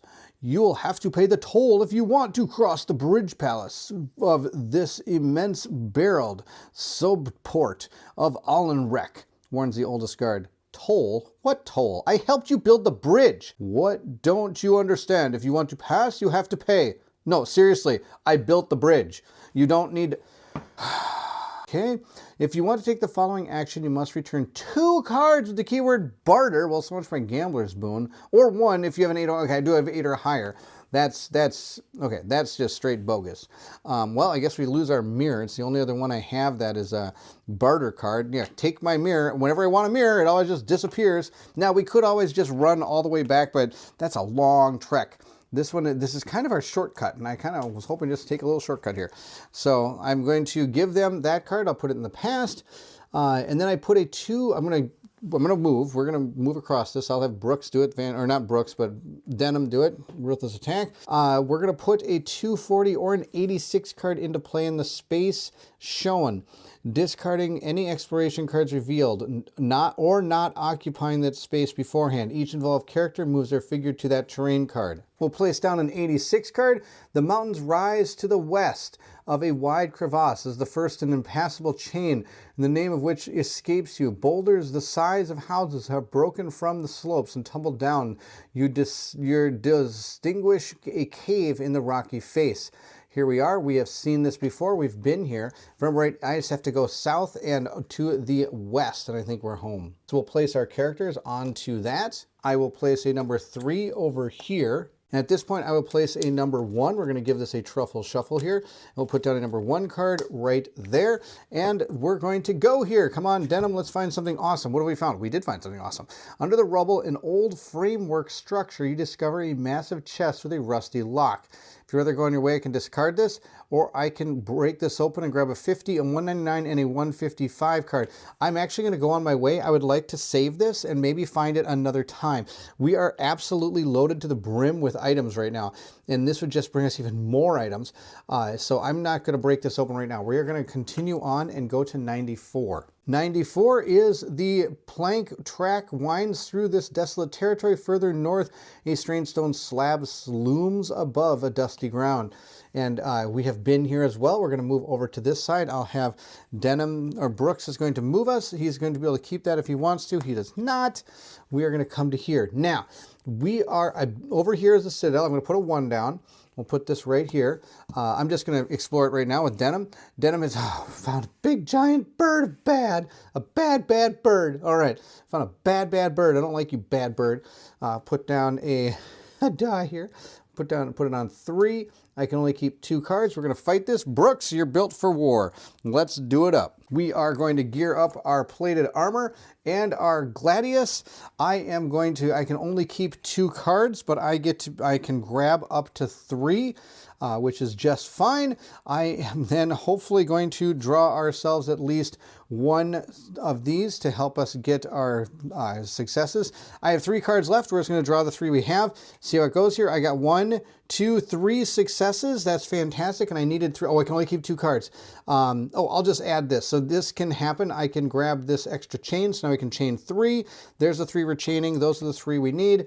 We go down 2 spaces and move here. Now, the only problem is I have to take 2 damage. So I am going to use this to give myself 3 punchy powers, and that's going to activate this, which gives us 5 defense, which is awesome. So we are totally fine. Moving on to the next one, we need draw 5 cards, and one of them has to be a success. But alas, we are out of cards. So we're going to shuffle these up for Brooks. We're going to grab a set of cards here, and he's going to lose more health, but that's totally fine because we're going to take these birds out. 1, 2, 3, 4, 5, 6, 7, 8, 9, 10, 11, 12. He's going to take 12 damage. We're going to discard that one. That's absolutely hilarious. 12 damage brings him down to 5, right? So we go to 0. What's here? 12 damage. 1, 2, and then 1. Yep, he's at 5 health. That's totally fine. We're going to put all our cards here. We get to draw 5. 1, 2, 3, 4, 5. I'm going to gear up my Gladius anyway. I'm sure I'm going to get a success in here. I got 1.5 million successes. So we're going to put those there. I don't get to keep any of them. I do take 1 damage, but I also get a 5 card. So those are dead. I take 1 damage, go to 4. Totally fine. 4 health. I get a 5 card, which is more of our food. He will keep that. Totally fine. That's fantastic. We will take a 75. The Citadel stands majestically before you, and there it is. Now, before we go over there, I want to check out 57. 57 states a slab will probably give you access to an underground area. Unfortunately, you have no idea how to open it. Here we are. Perhaps you can see only operated from below. You have to wait until you find the secret's hold. I have to have score of 7 or more, read 18. Then, if you'd rather resume your journey, return this. Otherwise, draw a step of the following actions. -10 cards for each one of these that has one on the map. Now, it's going to be 90, or if you have a ground shiver level 9 or higher. I don't have 9 or higher. Really? 9 or higher? That's pukey. That's barf. Now, I think we read 18 before. This is terrible. Really? 9 or higher? I have to give up 90 cards? I don't have 90 cards. I have 1, 2, 3, 4, 5, 6, 7, 8, 9, 10, 11, 12, 13, 14, 15. Can be 50, not 90, it's 70. I have to give up 70 cards. Well, that ain't going to happen. Oh, that's terrible. I was really hoping we could do this here. 9 or higher. What was my ground shiver? It's only 7, right? If I remember right. So that's not going to help. Maybe it'll be 9 next time, and I can actually get in there. But for now, 30. I was hoping, I had so much extra health this time, because we're coming back, and we came through a little tricky, sneaky way. And I was really hoping I could use all these cards to try to open that thing. So I think the other one had some ground shiver 7, maybe? 7, maybe? I can't remember exactly how it all worked. Okay, with our pleasure cruise being shipwrecked, that was sad. I'm not doing this. This is going back in the past now. I was really hoping I could open that. Darn it. We're going to move over here. It doesn't matter what card. She draws a card. Whoopie-doo. I'm going to go into the Citadel 77, and we are done. Here is card 77. Over here for 0, and we can enter into our Citadel. Here's the epilogue of the Great Library. Night has just fallen, and you wonder in what condition you will find that Citadel. You are suddenly apprehensive. The silence of the camp is not reassuring. If you have objective card, that is objective number 3, read conclusion A on page 32. We do have objective card number 3, so we do get to read our number 32. Despite the late hour, you cannot wait until morning and decide to check with Leanne. Things have gone downhill since you left for Waterbank. I had to cordon off part of the camp to triage the people infected with the cocoons. There's not a day that goes by without someone contracting this filth. At least the cocoons have not yet released their spores. Besides, thanks to Dadashim's manuscript, you now know how to defeat the scourge. The situation could be worse. The state of play. You know more about the evil that infects the Citadel and how to defeat it. I get 299 cards. We'll put those 2 with the rest of ours. I don't think we got all of them, but that's okay. While you're away, you talk to several members of the community to find out what happened during your absence. I'm going to read 546. Roll a die and consult the dialogue book to see what happens. We got a 4. So read 586. I'm working on a new potion. I need a particular ingredient. You didn't happen to bring it back from your last venture, did you? Bailey's asks you before launching into a long tirade about the benefits of the Risa berries. Roll a die. One player may discard one card with the corresponding number rolled to take a 99 card. All right, we'll roll a die and see how it goes here. I got a 2. Okay, that was a 2 before it slid off. And the funny thing is it's a mirror. Of course it's a mirror. It's always a mirror. It's always a mirror. Otherwise, for each card of the keyword barter the character chooses to discard, take one 49 card. No, I'm done. Not giving anybody anything. You don't get anything. Return the dialogue book. We're done. I'm keeping my Gambler's Boon because I'm going to want it for the next mission. At this point, we're going to be ready to set off again. I'm going to return all the objective cards. So we'll take the 3 objective cards we had and we'll return them to the box. Then we're going to, what's this? If you have a task to be done, I'm also going to return that to the box. We'll return this to the box as well.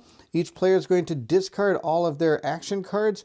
You have finished the scenario, The Great Library. If you want to begin the next scenario immediately, return all cards in the past, then read the introduction scenario, Funeral Caterpillars, on page 34. Otherwise, take a 7 card and save your game, bookmark this, and go to then we'll start the Funeral Caterpillars in the next video. So there you have it. We again completed our mission. We went to the Great Library. We found the books about what we need to do, and it sounds like we need to go underground, and I'm so sad that we can't go in there. We better have Ground Shiver 9 next time so we can go down there.